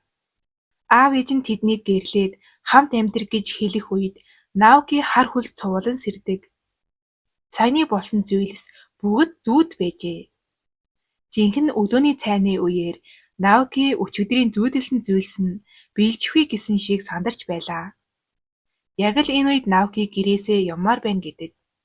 Бүгд яагаад ийм шийдвэр гаргаж байгааг нь гайхдаг. Наоки ч төрүүлээд сургууль руугаа явхаар босдог. Котоко араас нь гүйж очиод өчигдрийн үнсэлтээс болоод нүүхээр болсон юм уу гэхэд Наоки хөөрөд байгаарай гэж хэлээд яваад өгдөг. Сургууль дээр Котоко найзуудаасаа урам хугарам үнсэлтийнхэн дуршлагыг нь асуухад нөгөө хоёр нь ёстой заваан юмнууд ирдэг. Котоко тэднийг сонсож байгаад ийм зүйл биш, харин урам хугарамаар мэдрэмжийн талаар гэж хэлдэг. Миний үнсэлт их хүйтэн мэдрэгдсэн гэхэд нөгөө хоёр нь Наокитай үнсэлдсэн юм уу гэж анги даяарч харлана. Кин ч яаж чадаж байна гээл сүр бадруулна. Хоёр найз нь Кинээс урам хугарам үнсэлтийн талаар асуухад Кин хүнтэй үнсэлцэж үзээгүй байдаг. Хүүхдүүд түүнийг шоолоход Кин эрэгтэй хүн үнсэх тийм ч сайхан биш гэж хэлэхэд ангиараа шоконд ордог. Кин энэ байдлыг засахаар Котоко тааламжтай сэтгэгдэл төрүүлээгүй бол үнсэлтэд тооцогдохгүй гэж хэлдэг. Энэ үг Котокод нэгийг бодогдуулна. Кин анги руу гүйж ороод Котокогоос уучлалдаггүй гэдэг. Ардаас нь Котокож дагаад ороод ирнэ. Хүүхдүүд юу болсныг асуухад Кин Наоки руу заагаад тэр Котоког хүчээр үнссэн гин. Хүүхдүүд даанч энэ үгэнд нь итгэсэнгүй. Зүгээр л өмнөх санамсаргүй үнсэлтийн тухай ярьж байна гэж боддог. Кин Наоки Котокогийн сэтгэлээр тоглож байна гэхэд Котоко Кинийг зогсоогоод чи тэр төрлийн үнсэлт биш гэсэн шүү дээ гэж хэлнэ. Наоки хэлсэн үгэнд нь гайхахад хүмүүс тэр хоёрыг жинхнээсээ үнсэлсэн болохыг ойлгоцгоодог. Харин Кин Котоког одоо л ойлголоо гэд баярладаг. Үргэлжлүүлээд миний хүсэл тэмүүлэлтэй үнсэлтийг хүлээж ав гэд Котоког үнсэх гэж дайрахад ангийн багш орж ирээд тэрнийг болиулан багш нарын өрөө рүү тэднийг дагуулan явдаг. Наоки Котокогийн хэлсэн үгэнд дурамчхан үлдэхэд шулам түүний хөөхнөө түүний үйлдэлийг нуусаар харж байлаа. Багш нарын өрөөнд манай хоёрыг сурч боловсрох газар заваарцгаалаа гэд ангийн багш загнахад ангийн багш эн чинь Америк мэндчилгээ. Тэглэж эн чинь бэлгийн боловсрал гэж ангийнхныхаа өмөрч хэрэлдэнэ. Найзууд нь Котоког бэлгийн мэдрэмжгүй юм биш үү гин. Учир нь Наокид хайртайч үнсэлцгэд юу ч мэдрээгүй болохоор ингэж бодоход хүрчээ. Котокож эргэлзэн харагдана. Оройн Наокигийн гэр бүл болон Котоконоор Наокиг тусдаа амьдрах талаар ярилцаж байдаг. Аав ээж нь түүнийг явуулмааргүй байсан ч Наоки нэгэнтэл тусдаа гарахаар шийдсэн байлаа. Харин Юки энэ шийдвэрийг хүлээн зөвшөөрч чадахгүй Котоког буруутгадаг. Наокиг өрөөндөө орсны дараа түүний аав ээж болон ноён Айхара нар Наокиг нэг хачин байгаа талаар ярилцдаг. Ээж нь Наоки Котакод дурлцсан болохоор л өөрчлөгдсөн байна гэхэд ноён айхаараа Наоки Котакод дурлна гэж юу гэж гайхдаг. Амралтын өдөр гэрийн бүх хүмүүс гэртээ байх ба эмэгтэйчүүд галтгоонд билүү хийж байлаа. Котако давс сахар хоёрыг ялгахгүй балайг нь авч байхад хэн нэгэн хаалганых нь хонхыг дарна. Тэр хүн хөөрхнөө байдаг. Ноён Эри түүнд их сайн хандах ба эмнэлгийн эзний охин болохоор эмчээс сурж байгаа юу гэхэд хөөрхнөө Наокитай хамт сурах гэж байгаа гэдэг. Энэ үед хатагтай Эри Наокиг арай дагаад байгаа юм биш үсттэй гэдэг. Хөөрхнөө хатагтай Эрид бэлэг өгөхөд баярлаа гэж хэлээд ширээн дээр орхиод явчихдаг. Ноён Эри энэхүү эвгүй байдлыг зөөлрүүлэхийн тулд түүний бэлгийг нээж үзэхэд билүү байлаа. Юки билүүг харчаад Котако хизээж ийм билүү хийж чадахгүй гэхэд хатагтай Эри хамгийн үзэсгэлэнтэй сарнай маш том өргөстэй байдаг гэж Котаког өмөөрнө. Котако хатагтай Эри хоёрын дотн байдал хөөрхнөөгийн атаархлыг хүргэдэг. Тэр Наоки руу харахад мэдэн бодолсон царай гаргана. Тэд бүгд ширээнд суугаад билуугаа идэж эхлэхэд Котакогийн билууг зөвхөн хатагтай Эри болон ноён Айхаараа хоёр л идэж байдаг. Ноён Айхаараа арайх гэж л идэж байлаа. Учир нь түүний билууны давс ихэдсэн байлаа. Гэнэтэл хөөрхнөө Наоки Котако хоёр үнсэлдсэн гэсэн үнэн үү гэхэд нөгөө хоёр сандралдана. Хатагтай Эри болон ноён Айхаараа баярлах бол Наоки хар дарсан зүүдээ санаана. Хөөрхнөө энэ цуу ярианд ихэд санаа зовж байгаагаа бас энэ нь Наокигийн дүнд нөлөөлнө гэхэд хатагтай Эри чи үүнд санаа зовох хэрэггүй гэдэг. Наоки түүнээс ийм зүйлэл хэлэхэр ирээ юу гин. Хөөрхнөө Наокигоос тусдаа ярилцахыг хүсдэг. Хатагтай Эри Котаког энэ охинд ялагдаж болохгүй шүү гин. Наоки хөөрхнөө хоёр Наокигийн өрөөнд ороод ярилцсан. Хөөрхнөө Котаког хизээ явахыг асууж түүнийг нүүж ирснээс хойш чи маш ихээр өөрчлөгдсөн гэхэд Наоки тийм зүйл болоогүй гэдэг. Гэтэл нөгөө шулан чинь тийм бол намайг ч гэсэн үнсээд үүнийгээ батал гэж тэнэгтэн. Энэ үед манай Эри хатагтай орж ирээд тэдэнд саад болдог. Оройн Юки Наокигоос үнэхээр Котаког үнссэн юм уу гэж асууна. Наоки үүнд ихэд уурлан түүний асуудалд бүү оролц гэж хэлнэ. Котакогийн аав хатагтай Эритэй ярилцаж байлаа. Ноён Айхаараа Котако бид хоёр тэдний гэр бүлд асуудал болж байна гэж хамсаж байдаг. Харин хатагтай Эри түүнд Наоки Котако хоёр нэгэндээ зориулагдсан гэж хэлнэ. Бараг л чи эрэгтэй хүн болохоор ойлгож мэдэхгүй байна гэдэг. Маргааш нь хөөрхнөө Наокид өчигдрийн зочлолт хөгжилтэй байсан шүү. Аав ээждээ дамжуулаарай гэд явчихдаг. Энийг нь Ватанабе сонсоод Наокигоос түүнд сайн юм уу гэж асууна. Мөн дүнгийн хувьд үргэлж чиний ард бичигддэгч хөөрхнөөг яасан ч чамд алдахгүй гэдэг. Харин Наоки залгсан царайтай чи яг л бангийнхан шиг тэнэг ашиглаж байна гэж хэлчихэд яваад өгнө. Котако гэртээ байхад нь хатагтай Эри өрөөнд орж ирээд Юки өвдчихсэн байна гэж хэлнэ. Эмч ирээд түүнийг ихээхэн стрессцсэн байна гэж хэлэхэд хатагтай Эри 9 настай хүүхэд тэгтлээ стрессдэг юм уу гэж асууна. Эмч Юкигийн толгойг өргөөд халзарсан байгааг харуулдаг. Энэ халзралт Котаког ирснээс хойш эхэлсэн юм. Ноён Айхаараа болон Котако хоёр өөрсдийгөө буруутгаж байлаа. Тэд нүх талаар ярилцаж эхэлдэг. Тэр хоёр үргэлж ярилцдаг, сэтгэлийн яриагаа ярилцсан. Аав нь Наокид хайртай бол бүх зүйлийг хийж болно. Гэхдээ эхлээд өөрийгөө л ол гэдэг. Мөн чи Наокид үнэхээр хайртай биз дээ гэхэд Котако өөрийнхөө мэдрэмжийг ойлгохгүй байгаагаа анх удаа хэлдэг. Котако Юкигээс уучлал гуйхын тулд аль чадхаараа хичээсэн ч Юки тэрнийг үл тооно. Наоки ч гэсэн түүнтэй ярилцах гэхэд Юки ах таны хувьд би хинч биш биз дээ гэхэд Наоки түүнтэй ярихыг хүсдэггүй. Энэ нь Юкиг ихээр гомдоодог. Уг нь Наокид ч гэсэн хэцүү байгаа шүү дээ Юки минь. Маргааш нь Котако аавынхаа бэлдсэн бентог Юкид өгөх гэсэн ч тэр хаалгаа нээдэггүй. Котако Наокиг түүнд энэ бентог өгчих гэж хэлдэгч Наоки түүнийг тоох хэрэггүй хэд эрхэлжигсэн хүүхэд гин. Котако Юкигийн сургууль дээр очисон байлаа. Тэнд бас Кин ирсэн байх ба Котоко Юкигийн найзуудыг хараад Юкиг өвдчихсэн болохоор цугтаа очих уу гэж асуудаг. Нөгөө хүүхдүүд завгүй гэж хэлэхэд Кин яхаараа багангийнх нь завгүй байдаг юм гэж дуу алдана. Харин нөгөө багчууд ямар тэнэг ах вэ? Энэ ах яг Эпенгийнх байхаа гэдэг. Кин ч энэ үгэнд маш ихээр стресстэй. Котоко Кин хоёр өөр хүүхдүүд олоод Юкид зориулсан самбар дээр захиа бичүүлнэ. Кин тэдгээр хүүхдүүдийг ямар сайн хүүхдүүд вэ гэд чихэр өгөхөд нөгөө хүүхдүүд ээж танихгүй хөгшин ахаас юм авч болохгүй гэж хэлсэн гэдэг. Өнөөх сурагчдын багш нь ирээд тэр хоёрыг муухан гэж андуураад аваад явдаг. Тэднийг багш нарын өрөөнд Э ангийн багш загнаж байлаа. Захирал тэр хоёрыг дахиж ийм зүйл хийвэл шийтгэн гэдэг. Ядаж байхад үүнийг Наоки Ватанабе хоёр харж байдаг. Тэр хоёрыг гарч ирэхэд Ватанабе багангийн сурагчдыг айдгаж байдаг яачсан хоёр вэ гэж шоолох бол Наоки шал хэрэгцээгүй зүйл хийж байна гэж Котокод хэлнэ.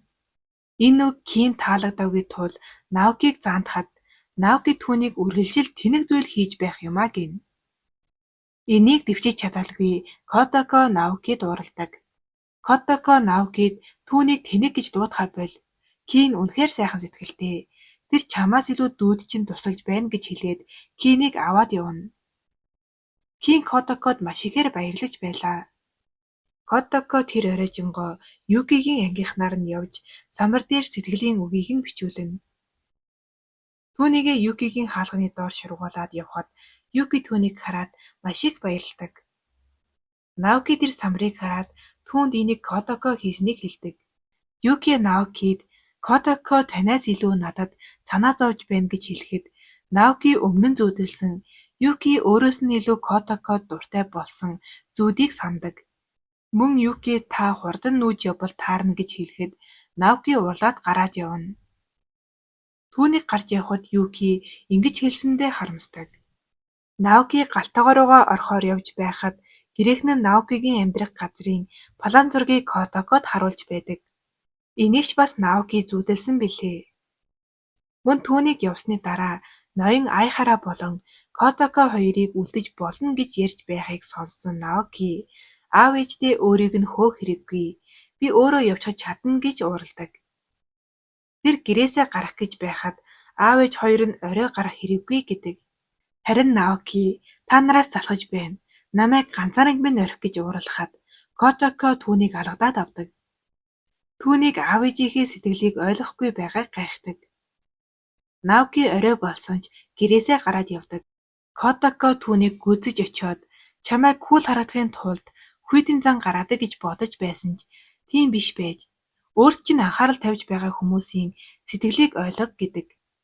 Харин Наоки чи байгаагүй бол ийм замбраагүй зүйл болохгүй байсан гэж хэлэхэд Котоко хариуд нь намайг юу гэж боддгоо хуваалцсанд баярлаа гэж хэлээд түүнийг сүүлийн удаа үнсдэг. Котоко Наокиг мартахаар шийдсэн бололтой. Тэрээр энэ удаагийн үнсэлт халуун дулаан байлаа гэж хэлээд түүнийг орхиод явдаг. Энэ нь анх удаа Наокиг Котоко түрүүлж орхиод явж байгаа тохиолдол билээ. Наоки өөрийн хийсэн зүйлдээ эргэлзэнгүй харагдана. Үүний дараа ноён Айхарагийн гэр бүл ноён Эригийн гэрээс явдаг. Аав охин хоёр санаа зовох зүйлгүйгээр дуу аялан алхана. Юки тэмдэглэл дээрээ азгүйдлийн охин тэнгэр Котоко манайхаас явлаа. Удахгүй миний сэтгэл санаа тайван болох байх гэж бичдэг. Гэхдээ Котоко түүнд зориулж хийж өгсөн самбарыг харж гуниглана. Юкиг унтаж байхад Наоки орж ирээд толгойг нь хэлнэ. Наоки сандал дээр суугаад болж буй үйл явдлыг эргцүүлэн бодож буйгаар 5 дугаар анги дуустдаг. 6 дугаар анги. Энэ ангид Котоко аавтайгаа хоол идэж байлаа. Аав нь Котокод эцэг эхчүүдийн хүчээр мөрөөдсөн Наоки та хоёрын амьдралыг мартаад Наокиг оруулдаггүйгээр өөртөө таарсан том мөрөөдөлтэй болоорой гэж хэлдэг. Яг л Багдаа хүсдэг байсан дэлхийгээр аялах юм уу гэж хэлэхэд Котоко Багдаа мөрөөдөж байсан зүйлсээ хэлж гарна. Эмч болоод хүн болгоныг эмчлэн. Тэгээд их мөнгөтэй болоод том виллатай болно. Эсвэл дэлхийн бүх ханхуу намайг гуйна гэж хөөрхөн зүйлс ярина. Юки Котако явсан тул өөрийн өрөө рүүгээ нүхээр бэлдэж Наоки түүнд тусалж байлаа. Юки Наокид бид урдийн намгүм амьдралаараа амьдрч чадах нь гэдэг. Наоки ч түүнтэй санал нийлэнэ. Котакогийн орхисон зүйлийг Юки олоод өнөөх тэнэгч нь юмаа орхичхаж гээд хайрцаг нь чулууддаг. Котакогийн орхисон зүйл нь Наоки тэр хоёрын хамт шалгалтад бэлдэж байсан тестүүд байлаа. Наоки тэдгээрийг хараад хуучны дурсамжуудаа санаана. Юки орон доороос бууга тэмцээний үеийн уяагч бас олдог. Наоки бас л тэр үеийн дурсамжийг санаана. Юки Котаког явхаасаа өмнө өрөөгөө цэвэрлэхэд яана гэж өглөж гарна. Юки Наокигоос хөшиг авч өгөхийг хүсэхэд ээж нь орж ирээд энэ хөшгийг үлдээчих гин. Үргэлжлүүлэн бүх зүйлсийг нь үлдээчих гэхэд Наоки Юкиг аваад гарна. Учир нь хатагтай ээрээ эдгээр зүйлс Наокид Котаког санагдуулна гэж бодсон байлаа. Нөгөө талд Котако бас өрөөндөө тохинож байдаг. Котако хитвжиндэг Наокигийн зургийг хараад түүнтэй үнсэлцсэн уюудээ дурсдаг. Манай хүн амархан мартаж чадахгүй нь ойлгомжтой.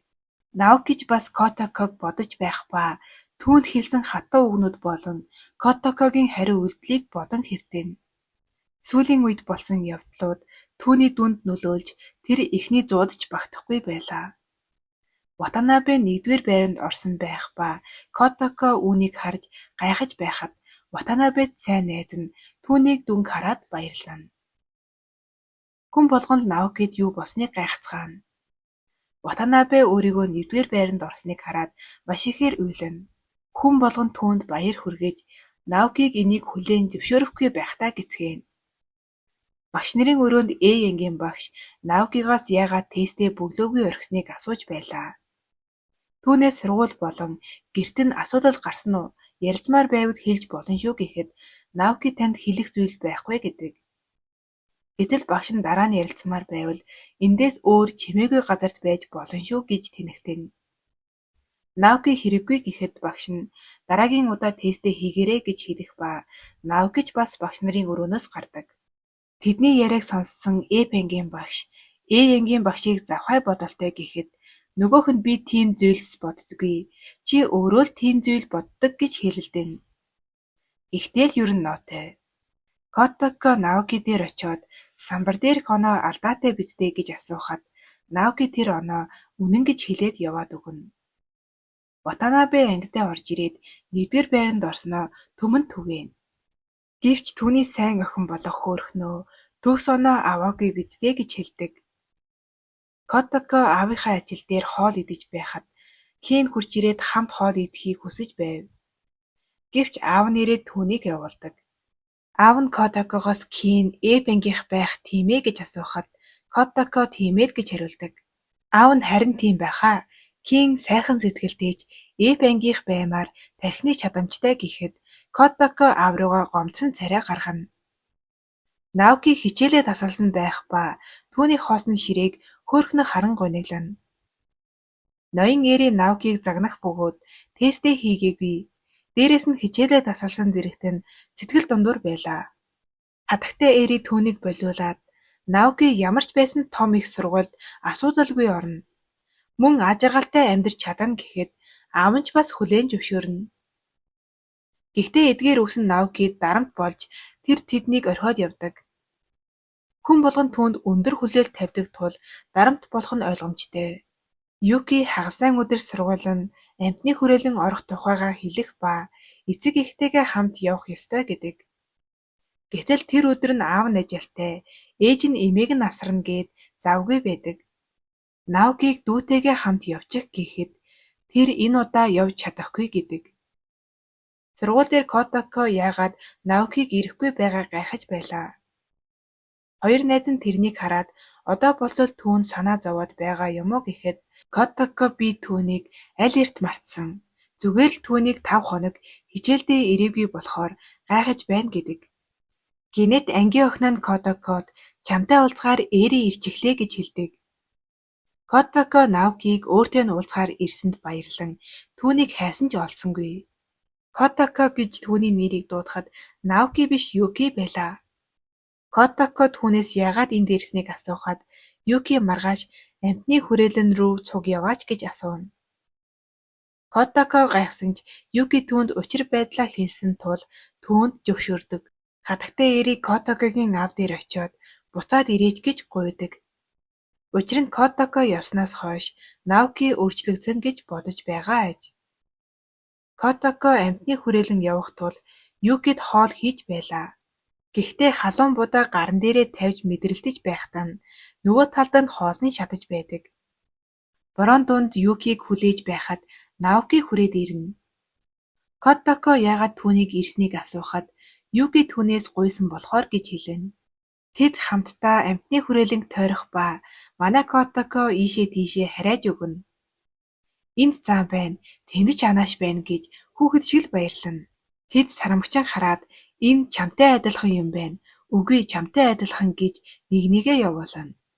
Энэ хоёр ер нь энэ аяллаа гол хүн болох Юкигээ яачихсан юм болоо. Наоки түүнийг хүүхэд шиг ажлаж байна. Чамд ер нь бодол байна уу гэхэд Котако надад зөндөө мөрөөдөл бий. Би эмч болвол сувилагч болно гэхэд Наоки хүмүүс чамд итгэж эмчлүүлэх байх таа гэдэг. Котако чамайг нисгэгч болвол би онгоцны үйлчлэгч болно гэд үргэлжлүүлж гарна. Мөн тэрээр миний мөрөөдлийн хамгийн сул тал нь бүх зүйл нь чамтай холбоотой байдаг гэж хэлнэ.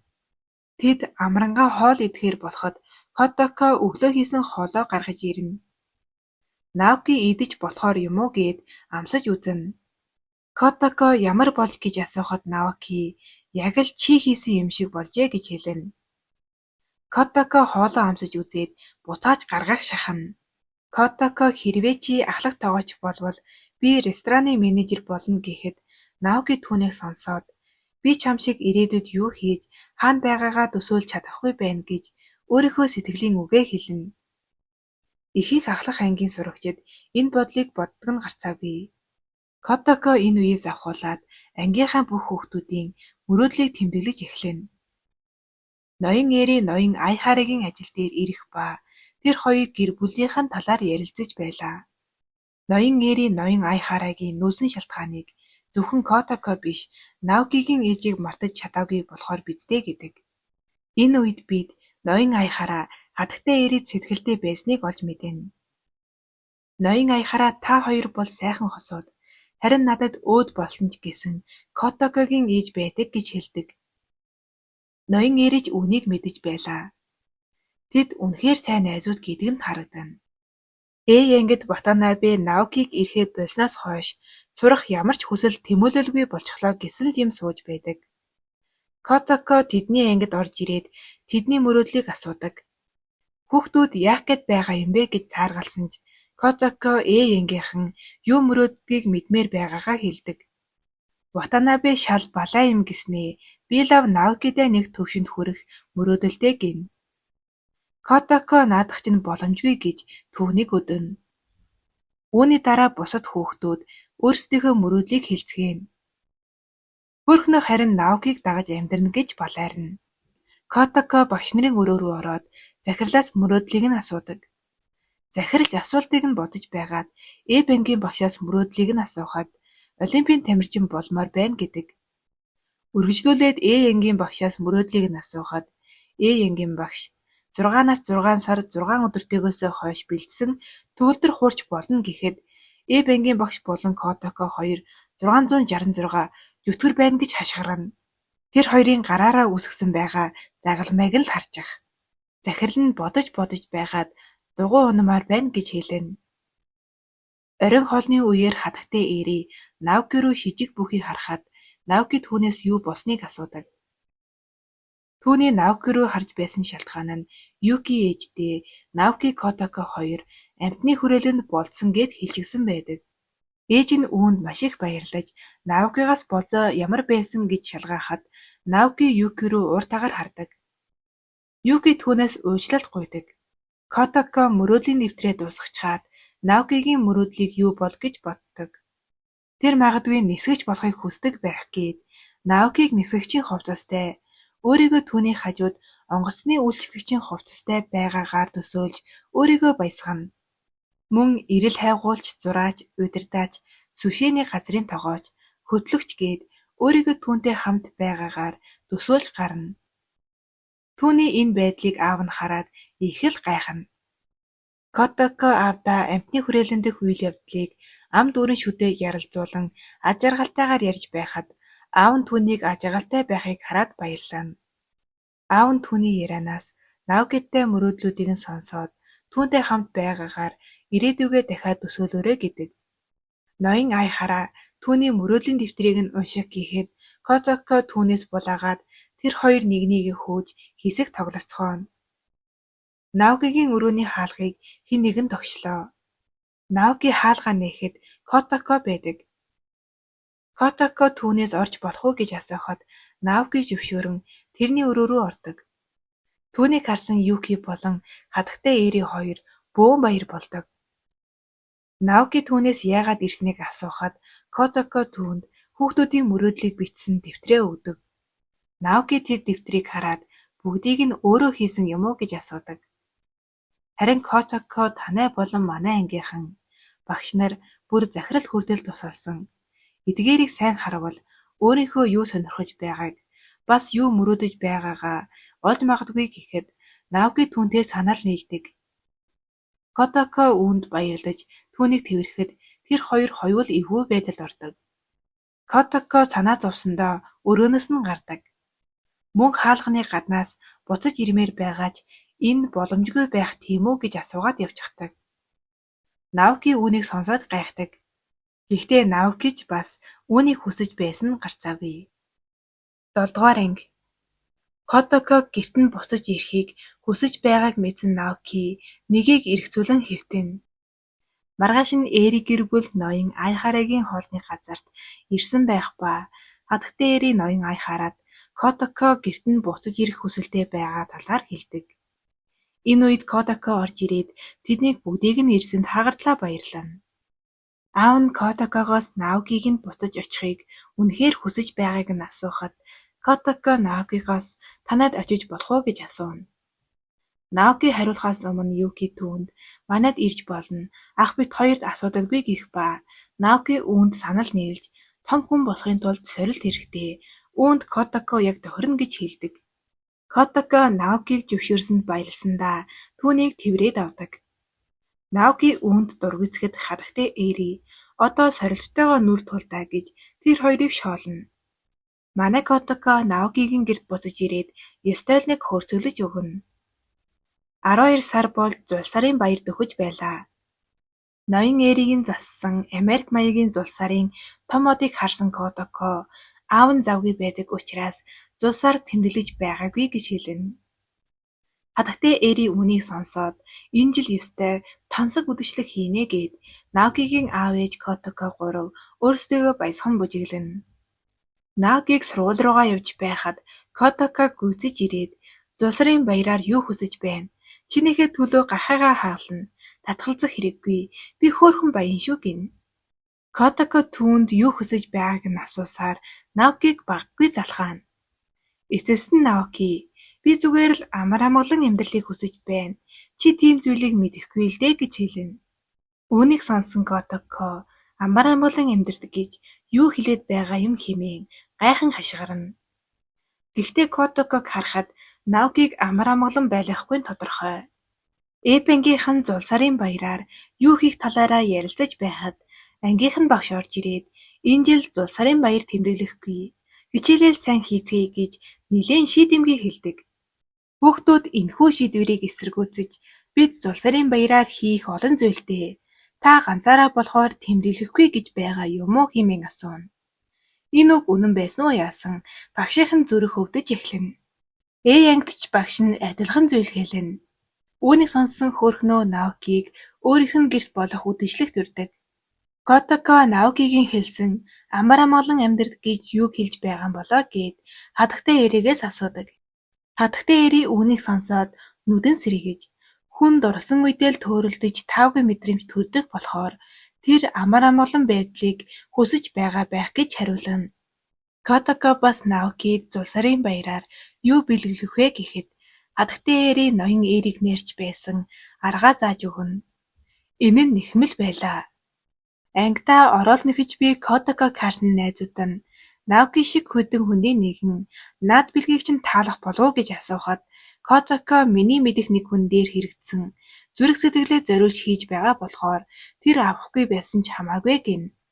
Түүнийг сонссон Ангийнхан хатагтай эригээс нэхэмлийн сургалт авахаар гэрт нь ирсэн байлаа. Тэгсэн нөгөө Кин чинь Котокогоос илүү нэхэж байдаг. Хүүхдүүд ч нэхэмлээ яралзуулж байхад Наоки гэртээ ирдэг. Котоко хүүхдүүдийг түүнээс хийж буй зүйлээ нуухыг анхааруулдаг. Наокигийн араас хөөрхнөө орж ирэхэд хатагтай эри Котокод дайсан чинь ороод ирлээ гин.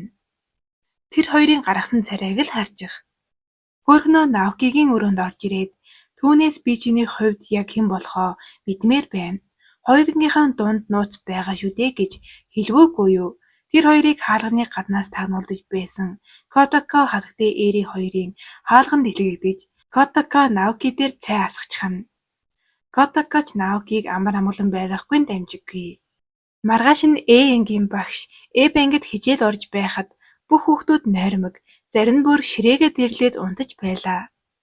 Учир нь юунд вэ гэвэл хүүхдүүд шүнжэнгөө юм нэхэж хоноод бүгд хагас дутуу нойртой зомби төрхөндөө шилжсэн байлаа. Ангийн багш нэхэмлүүдийг нь хурааж аваад ангийн багшд нь өгөхөд багш нь тэднийг тэнгүүд чинь хичээлээ олигтой хийдэггүй юм байж ийм зүйл хийж л байдаг. Тэглэж иймэрхүү зүйл эрэгтэй хүнд таалагдана гэж боддог юм байх таа гэхэд Ангийн багш хачин царайлна. Яагаад вэ гэвэл Ангийн багш Наокид ороод нэхэд бүр хайрын цахиа бичсэн байх ба үүнийг Ангийн багш харчихсан түүнийг шоолоостой. Ангийн багш бүр шийдчихсэн таач бас хайраа олно гэж найдая гэж авна. Хөөрхнөө Наоки хоёр өөрсдийн дундах нууцаа ярилцсан. 4 жилийн өмнө Наоки дэлгүүрээс касет хулгай хийж байгаад эзэнд нь баригдах гэж байхад хөөрхнөө өөрөө хулгай хийсэн юм шиг жүжиглэж Наокиг хамгаалж байжээ. Тэднийг уг нууцаа ярьж байхад Ватанабе сонсож байлаа. Гэхдээ Наоки яагаад хулгай хийх болсон юм бол? Котоко оролдоо нэхэж байгаад нойрондоо дийлдээд унтаад өгнө. Манай Котокогийн нэгсэн зүйл нь оролт биш яг нусны алчуур шиг жижигхэн байлаа. Котокогийн өрөөнд орж ирсэн ноён ай хараа түүний нэхэмлийг хараад өрөвдснөө яасан шүнжэнгөө түүний оролтыг нэгдэг. Өглөөн сэрсэн Котоко оролтоо бараг дуусныг хараад би чинь унтаж байхдаа нэхэж чаддаг аюустай юм байна штэ гэд баярлана. Ээдтэй энэ Котоко оройгүй тэнэг гэдэг нь байх.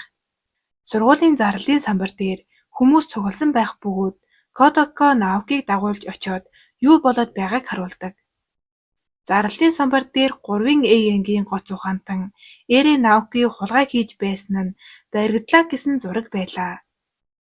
Котоко сурагчдад энэ бол худлаа мэдээлэл. Наоки хизээж ийм зүйл хийхгүй гэж хэлээд Наокигоос 100 яриаг худлаа гэж бусдадаа тайлбарлал гэж хэлдэг. Наоки эргэлзэж байсан ч бүгдд нь энэ 100 яриа үнэн гэж хэлээд яваад өгнө. Бүгд энэ мэдээнд жоширдож байсан ч Котокод бусдаас илүү хүн дээр зосч байлаа.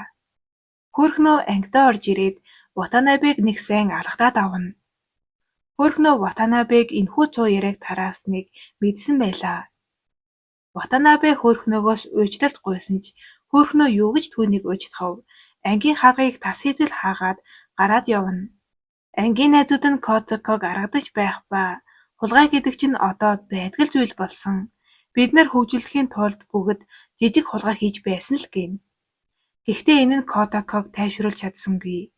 Яагаад Наокиг хулгай хийснийг гайхсаар л үлдэнэ. Котоко гэртээ ирээд Наокигоос яагаад хулгай хийснийг нь асуудаг. Чамд бүх зүйл байдаг шүү дээ гэхэд би зүгээр л энгийн сурагч байхыг хүссэн юм гэж хариулдаг. Котоког Наокиг аргадах юм байна гэж бодтол манай эгч Наокиг шоолж гарна.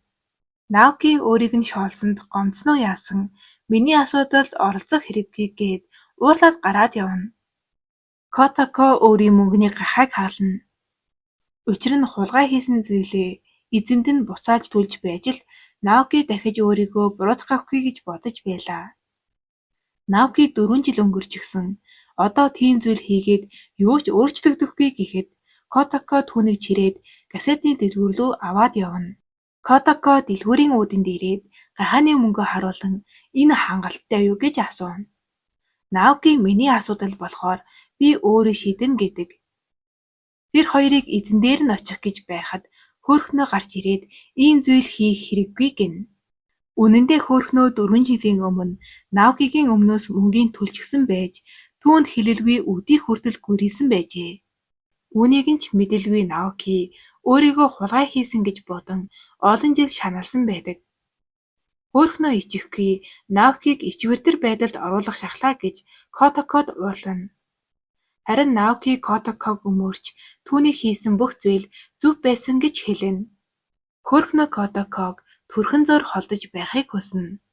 Хөөрхнөө Наокигоос үннийг нуусандаа уучлал хүсэж чамд тусдахыг хүссэн. Намайг уучлаарай гэхэд Наокич түүнийг уучлана. Наоки хөөрхнөөд арай л зөөлөн ханддаг нь хачирхалтай. Хөөрхнөө өөрийг нь уучлсанд баярлан Наокиг үдэшлэг рүүгээ дагуулж явахаар болно. Тэднийг хүлээж байсан Котоког хөөрхнөө хамт явах уу гэж асуухад хатагтай эрийг гэрт хүлээж байгаа болохоор хамт явж чадахгүй гэж татгалздаг. Гэсэн ч тэр хоёрыг хамт байхыг төвчээгүй Котоко тэдэнтэй хамт Эйенгийн үдэшлэг рүү явна. Котоко замдаа чиний хувцсыг харахад танай ангийн үдэшлэг дэмий мөнгө өрсөн өөр амьсгалч бүрдээгүй байгаа байлгүй гэж хоолно. Гэвч энэ үед Эйенгийн биш Эпенгийн үдэшлэг түүний хэлсэнтэй яг таарч байлаа. Кин Котокод өөрийн нэгсэн хос малгайг өгөхөөр дисэн ядан түүнийг хүлээн.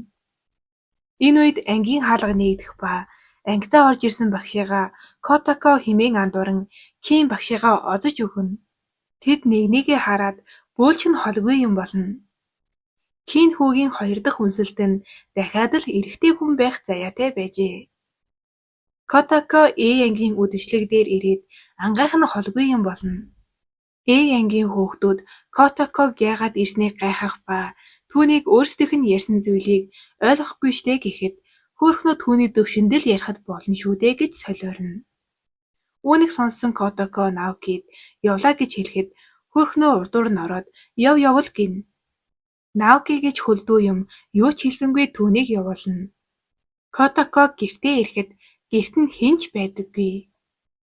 Ноён Айхарагийн ажил дээр Эйенгийн багш Наокид ороолтоо өгч чадаагүй дэ гутраад архи хүндэрч сууна. Гаднаас нэмэгдээд Эри гэр бүл орж ирдэг. Хатагтай Эри нөгөө хоёрыг хоёулахнаа байх нөхцөл бүрдүүлэхийн тулд гадуур хоолнд орохоор болсон байдаг. Наоки унтаж байсан Котоког сэрээгээд нэгсэн оролтонд 2 том нөхдөөж маш их таалагдж байна гэж хэлнэ. Мөн өөрийн засгийн ширээ рүүгээ заагаад хамтдаа лаа үлэе гин. Тэр хоёр лаагаа үлээгээд үнсэлцэх гэж уруулаад цорвойлгож байтал Котоко сайхан зүүднээсээ сэрнэ. Үнэхээр сайхан зүүднээсээ сэрсэн.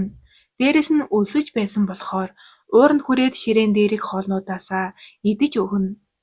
Ууранд хүрсээр байсан болохоор нэгсэн оролтоо ханзалж байгаад соустай хутгаад заавруулж орхино.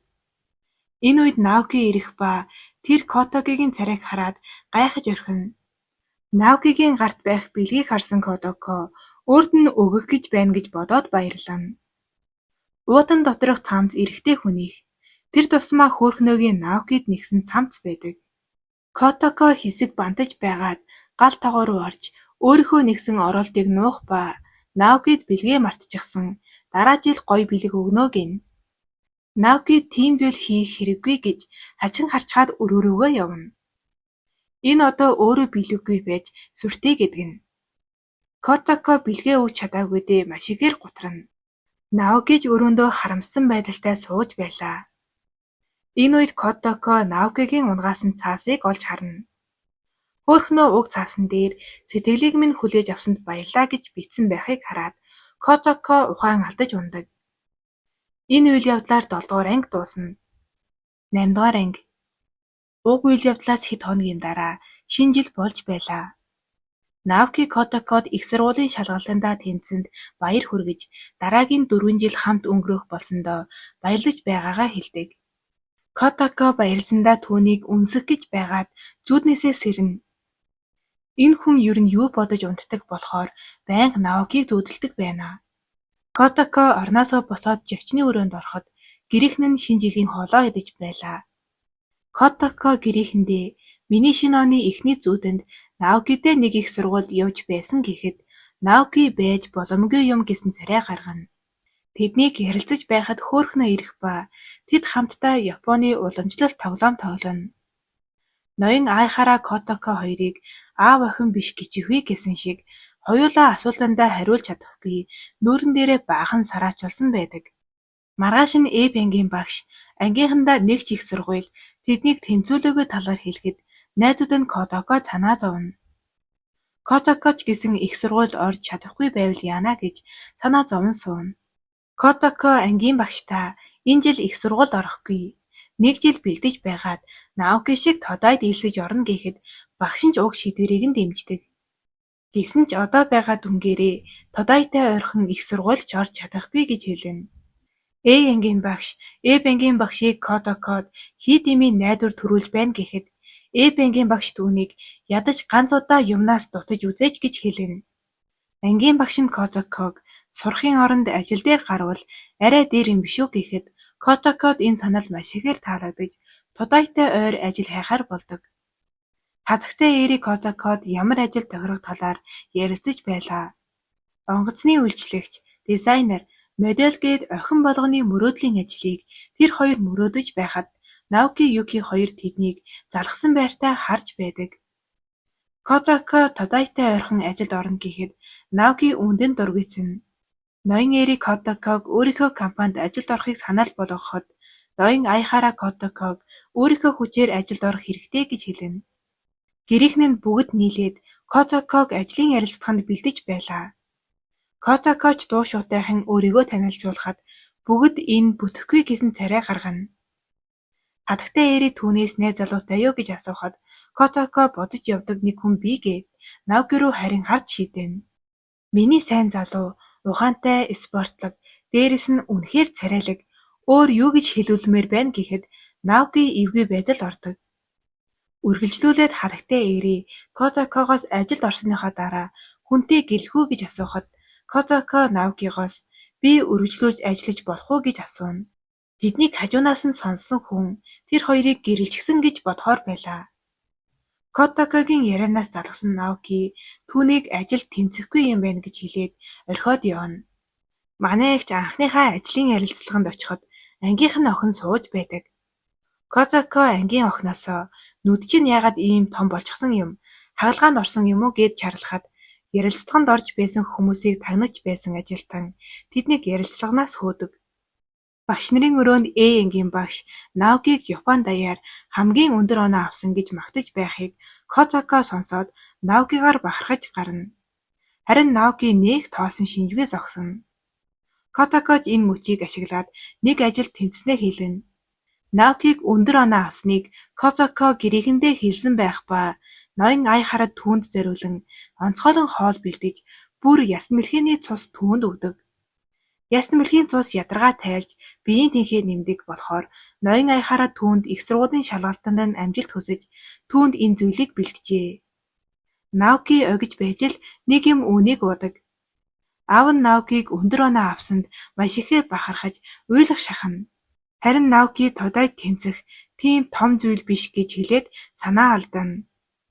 Оройн Котако Наокигоос тодайд орох хүсэлгүй байгаа юм уу гэж асуухад Наоки миний асуудалд оролцох хэрэггүй гэж дурамжхан хариулдаг. Котако түүний хариултад дургүйцэн бусад хүүхдүүд чам шиг сайн сурдаггүй ч өөрийнхөө мөрөөдлийн төлөө өдөр шөнөгүй зүтгэдэг. Кул байх гэж хичээлгүй асуудалтайгаа нүүр тул гэж хэлдэг. Наоки түүний хэлсэн зүйлийг үл тоож байгаа юм шиг жүжиглдэгч Котакогийн хэлсэн зүйл үнэн гэдгийг мэдэж байлаа. Кин Котакогийн ажлын ярилцлаганд нь амжилт хүсэн сахиус авчирсан байдаг. Даанчийн сахиус нь төрхийн хүндрэлээс сэргийлэх сахиус байдаг. Сэтгэлэн сайхан юм да Ким минь. Кинээ санаа авсан Котако Наокид зориулж баахан сахиус худалдаж авдаг. Оройн Наоки өрөөндөө орж ирэхэд ширээнийх нь бүх шургуулганд Котако сахиуснуудаа жигсэн байдаг.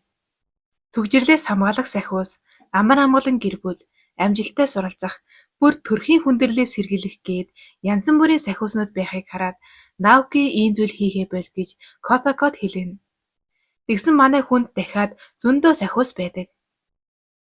Наоки сургууль руугаа явах гэж байхад Шижиг нь нэг зүйл цоо хатгадаг. Тэгсэн нөгөө Котако чинь нэг сахиус Наокигийн формны ингэрт оёх гэж байгаад зүүгээ авалгүй орхичихсан байдаг. Наоки түүнд дахиж иймэрхүү тэнэг зүйлс хийгээд хэрэггүй гэж ууртайгаар хэлчихэд сургууль руугаа явна. Маргааш болох Валентины өдөрт зориулж Котако шөнжөнгөө шоколад хайлуулдаг. Шоколад хайлуулах ажиллагаа жоохон бүтэл мудаахан л өрнөж байлаа. Кийн ангидаа орж ирэхэд өөрөөс нь бусад бүх хүүхдүүд шоколад авсныг хараад Котакогоос надад өгөх зүйл байгаа юм уу гэж шалгааж гарна.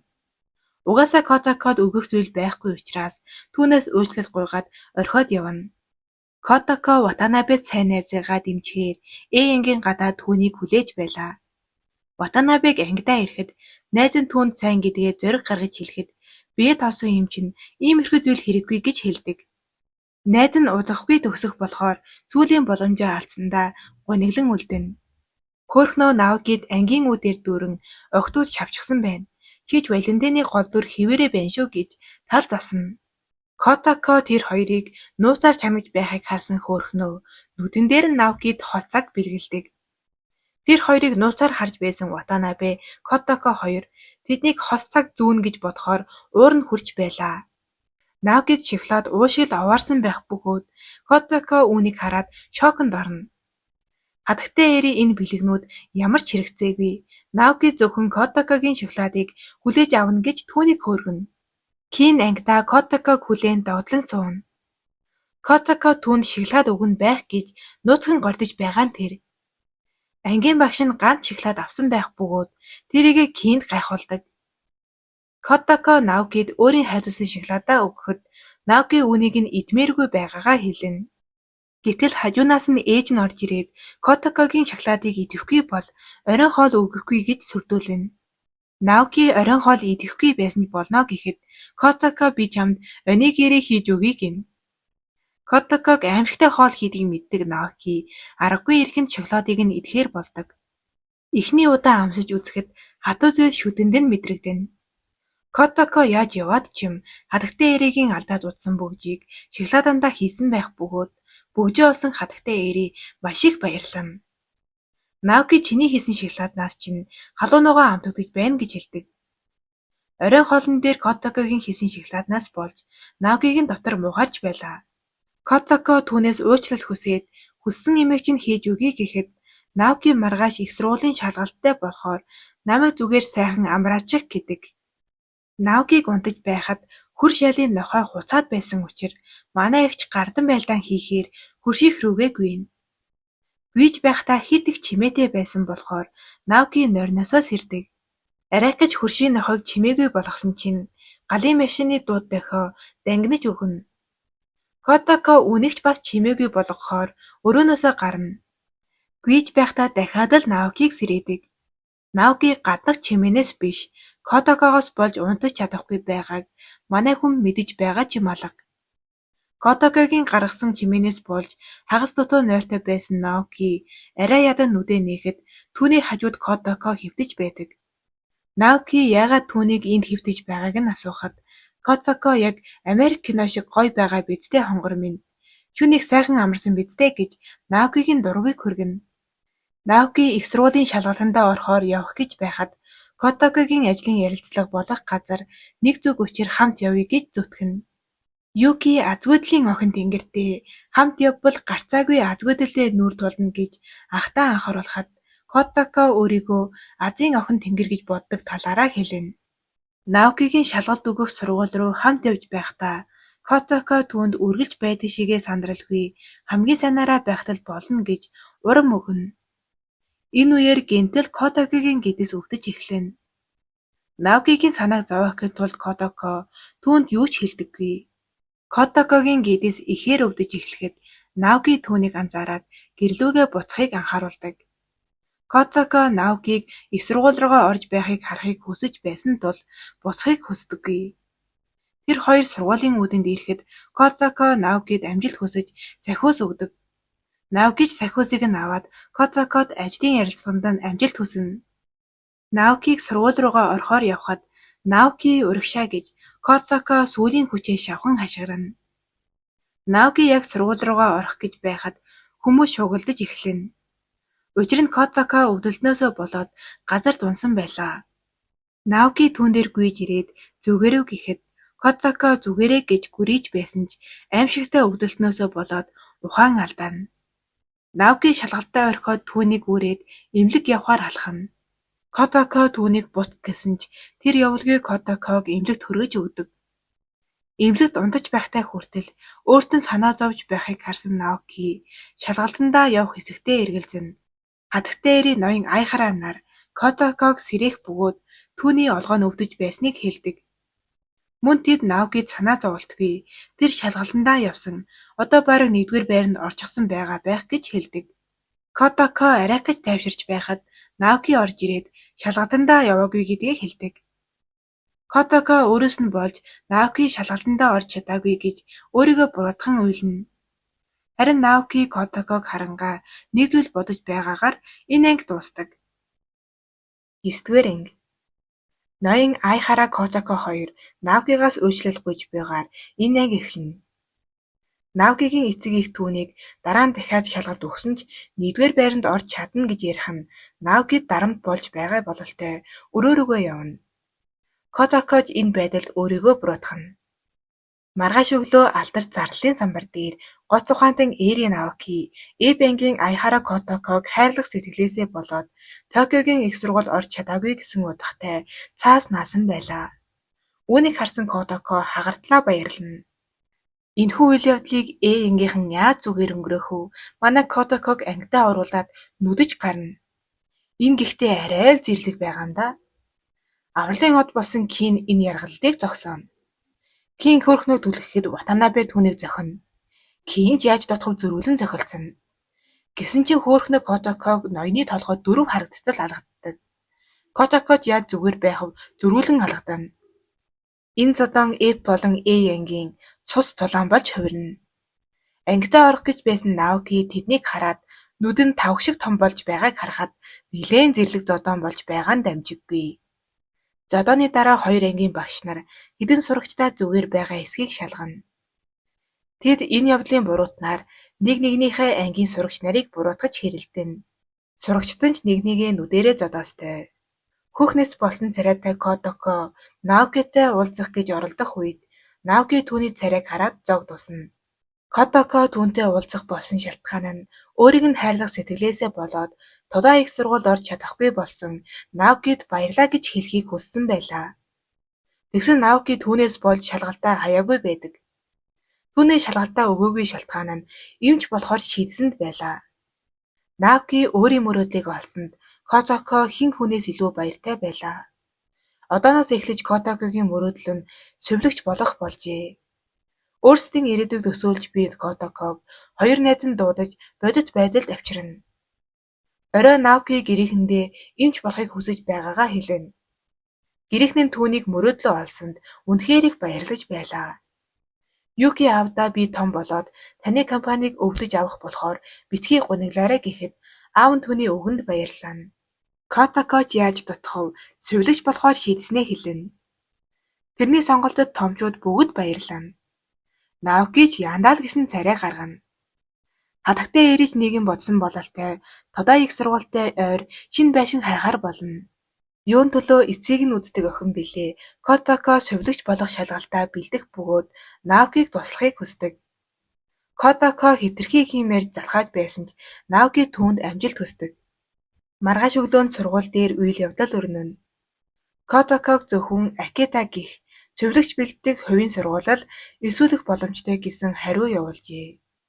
Гэвч энэ сургууль нь хөдөө орон нутгийн сургууль учир Котако Наокигаас холдно гэж бодохоор хэцүү санагдаж байгаа нь гарцаагүй. Гэнтэл сургуулийн захирал орж ирээд Котакод талархал дэвшүүлээд унана. Чиний ячаар Наоки хөөрхнөө хоёр нэг их сургуульд суралцахаар боллоо. Үнэхээр баярлалаа л гэж байна. Араас нь Энгийн багш хөөрхнөө Наоки гуравч орж ирнэ. Хөөрхнөөгийн бах тав нь хансан царайтай Котако руу харна. Гэртээ ирсэн Котако их сургуульд явах үгүйгээ эргцүүлэн сууна. Наокигаас холдно гэж бодохоор хэцүү санагдаж байгаач ирээдүйд эмч сувилагч болсон өөрсдийгөө төсөөлөхөөр энэ сонголт хамгийн шилдэг сонголт гэдэг нь ойлгомжтой. Манай эгч алдар цагаан давгаа духандаа зүүж байгаад хичээлээ хийн гэрийг утгаар нь үзүүлэхээр шийдлээ. Маргааш өглөө нь хичээлдээ явж буй Наокиг нэг хүн дуудаж байна. Эргээл харсан нэг хачин маск зүүсэн Котоко хөөсөн чихэрч сарвайж байдаг. Наоки тэр хоёр хэсэг юм ярьж алхдаг. Котоко холын зан харилцааны тухай ярьж гарна. Намайг сургууль руугаа явахаар галт эргэн цоох гэж байхад чи намайг битгий яваач гэж тэрвэрнэ гих зэрэгээр мөрөөдлөө ярихад Наоки ч ойлгосон юм алга. Котоко нойронд хурж байсан ч өдөр шөнө хамаагүй хичээлээ хийн. Хэдэн 7 хоногийн дараа Акита сургуулаас зөвшөөрсөн хариу ирдэг. Котоко энэ мэдээг сонсоод хөлн газар хөрөхгүй баярлана. Хөөрхий хатагтай Эри Котоког хол газар явна гэж бодохоор сэтгэл нь тавгүйдах нь тодорхой. Тэднийг харж зогсох Наокид эвгүй байсан ч Котокод баяр хүргэнэ. Юки ч түүнд баяр хүргэдэг. Котокоч тэдэнд талархан хөөрхөн инээж байхад та явж байж л амар амгалан амьдрч чадна. Тийм ээ ахаа гэхэд Наоки ч тийм ээ гэж толгойд өгдөг. Котокоч тэдэнд баг зэрэг гомдоно.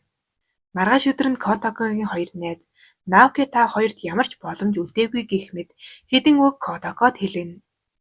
Энэ хоёр тэгж байгаад нэг сонин энергитэй охтууд. Котокоч тэр хоёрт гомдлоо зогсож байхад Кин гүйж орж ирээд нэгэн зүйл гуйж гарна. Тэр нь тоглоомын парк дээр тоглох байжээ. Кин Котокотой болцож байгаадаа баярлан хэдэн нулимс унгаж байгаа нь Котокод эвгүй байх нь ойлгомжтой. Галзуу хулган дээр суугаад дотор нь муухайран зогсох Кинийг нэг сонин ах асуугчгүй үнсээд авна. Миний ариунууд ийм харах яг юу буруу хийчихсэн бол доо. Гэснээс энэ заяад хайсан Кини 3 дахь үнсэлтэнд дахиад эрэгтэй хүн байсан ажгүй. Өөрийн сонирхлоо баталгаажуулахын тулд Котоког үнсэх гэж дайрна. Котокож энэ үйлдэлийг нь эсэргүүцэх нь ойлгомжтой.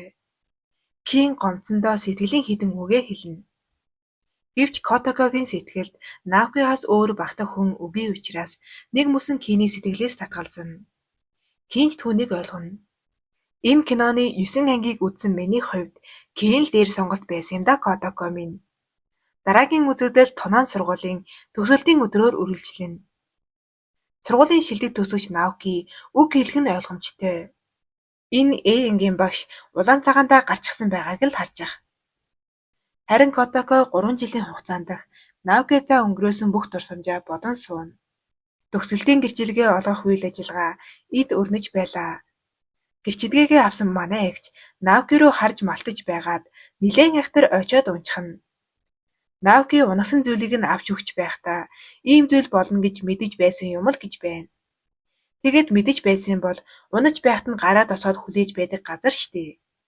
Энэ үеэр Наоки Котоког тэнэг гэж хэлэх ба ахлах сургуулийн сурагч байх хугацаанд хамгийн сүүлийн удаа энэхүү үгийг Котокод зориулж хэлж байгаа нь энэ. Оройн төсөлтийн үдшилэг дээр бангийн октод зарим нь гэрлэх гэж байгаа л гин. Зарим нь бүр жирэмсэн болсон гэж байна. Нөгөө нүдэндээ хаалгаа хийлэгдэг охин чинь Котокогоос болж ажилд орж чадаагүйдээ гомдлоно. Алдарт тэнгүүдийн гурвал маань удаан хугацаанд уулзаж чадахгүй болохоор нэгээ тэрвэн бүжиглэнэ. Дараагийн үзэгдэлд сургуулийн коридороор баахан охтууд Наокиг тойрон бужигнаж байлаа. Учир юунд вэ гэвэл дөрөвт хувцсныхын товчийг авах гэж байгаа нь тэр. Энэ үзэгдлийг харсан Котоко ямар хүүхэд байгаа биш дээ гэж хэлвэхгүй юу? Тэр охтын дундаас хөөрхнөө түлхэгдээд гараад ирнэ. Түүнийг харсан Котоко Наокигийн товчийг авахаар гардан тулаанд орлоо. Тулааны ялагч хэн байсан бэ гэж юу? Мэдээж манай эцэг нь үздэг охин байх нь гарцаагүй. Котокоч хүүхэд шиг баярлана. Японд ахлах сургууль төгсөж буй хүүхдүүд сайн хүүхдийнхээ 2 дахь товчийг гуйдаг. Шалтгаан нь зүрхтээ хамгийн ойрхон байрладаг болохоор тэр. Хөрхнөө Котокогийн хажууд ирээд Наокиг гуйсан бол өгчих байсан юм дөө. Ямартай чи одоо Наокигийн амьдралаас бүр мөсөн явах цаг чинь болсон гэж хорон өгс хэлнэ. Ялгадаж мэдэхгүй шулан бэ эн чинь одоо. Котоко өөрийгөө буцаж ирнэ гэж амладаг. Наокич хийж чадах бүхнээ хийгэрэй гэхэд хөөрхнөө гайхсан царай гаргах бол Котоко баярлаастай. Тэгсэн сайн хичээхгүй бол чинэг шиг тарихтай хүн сувилагч болж чадна гэдэгт эргэлзэж байна гэдэг. Хөөрхнөөч энэ үгэнд баярлана. Хөөрхнөө биднийг анагаахын профессор хүлээж байгаа гэд Наокиг дагуулад явна. Котоко тэднийг харан үлдэхэд Наоки түүн рүү харахгүй байж чадсангүй. Ахлах сургуулийнх нь сүүлийн өдөр болохоор аргач үгүй байх. Оройн Котоко Наокитай байх сүүлийн өдөр болохоор гонигтай байлаа. Энэ үеэр аав нь орж ирээд хідэн даршилсан хүнс өгнө. Аав нь Наокиг хайрлах сэтгэлээ битгий хаяарай. Чамайг сувдагч болоод ирэхэд чинь шинэ байшин барьж өгнө гэж амлалт өгдөг. Маргааш өглөө нь Котоког явах болоход гэрийн бүх хүмүүс гаргаж өгнө. Юки битгий буцаж ирээрэй гэхэд Котоко яаж зүгээр байх вэ? Би буцаж ирнэ гэж Терминатор шиг хэлнэ. Хатагтай ирээд үнэхээр хэцүү байгаа учраас уйлсаар түүнийг харна. Котоко Наокигийн тэнэг гэж хэлхийг санах байхтай гэхэд тэр ч тэнэг гэж хэлнэ. Тэнэг гэж хэлүүлэх юун тийм сайхан юм бол доо Котоко минь. Гэрийнхнийхээ шахалдаар Наоки Котоког галтагны буудал руу хүргэж өгнө. Котоко Наокид над руу инээмсэглэхийг чинь хармаар байна гэж хэлэхэд Наоки юун инээмсэглэх, өөрийгөө юу мэдрээд байгааг ч мэдэхгүй байсаар байгаад яваад өгнө. Түүнийг явахыг харсан Котокод сайхан байхгүй нь ойлгомжтой. Түүний араас уйлсаар үлдэнэ. Дараагийн үзэгдэлд аль хэдийн 2 жил өнгөрсөн байлаа. Сургууль дээрээ явж би Наокигийн ард дагзаар хүйт оргиж эхэлнэ. Бүр дахин хүйт оргиж байлаа. Наоки юу болоод байгааг үнэндээ мэдэхгүй байлаа. Гэтэл юу болсон бэ гэвэл Котоко эргэж ирсэн байжээ. Котоко аавынхаа ажил дээр очиод энд ирсэн үнэн учраа хэлнэ. Котоко Тодо их сургуульд дадлага хийхээр ирсэн байжээ. Наокиг явж байхад дагзаар нь дахиад хүйт дааж эхэлнэ. Учир нь Котоко ард талаас нь нууцаар дагаж байлаа. Наокигийн араас явж байхдаа итгэмээргүй зүйлийг олж харна. Нөгөө нэгнийгээ үзэж чаддаггүй 2 багш маань нийлсэн байлаа. Эбенгийн багшийн дагзан хүйт өргөд байхаар нь эргээд харсан Котоко байж идэггүй яах вэ? Манай хүнийг азгүйдлийн охин тэнгэр биш гिचвэ гэсэн шиг хүн болгоныг чичрүүлсээр.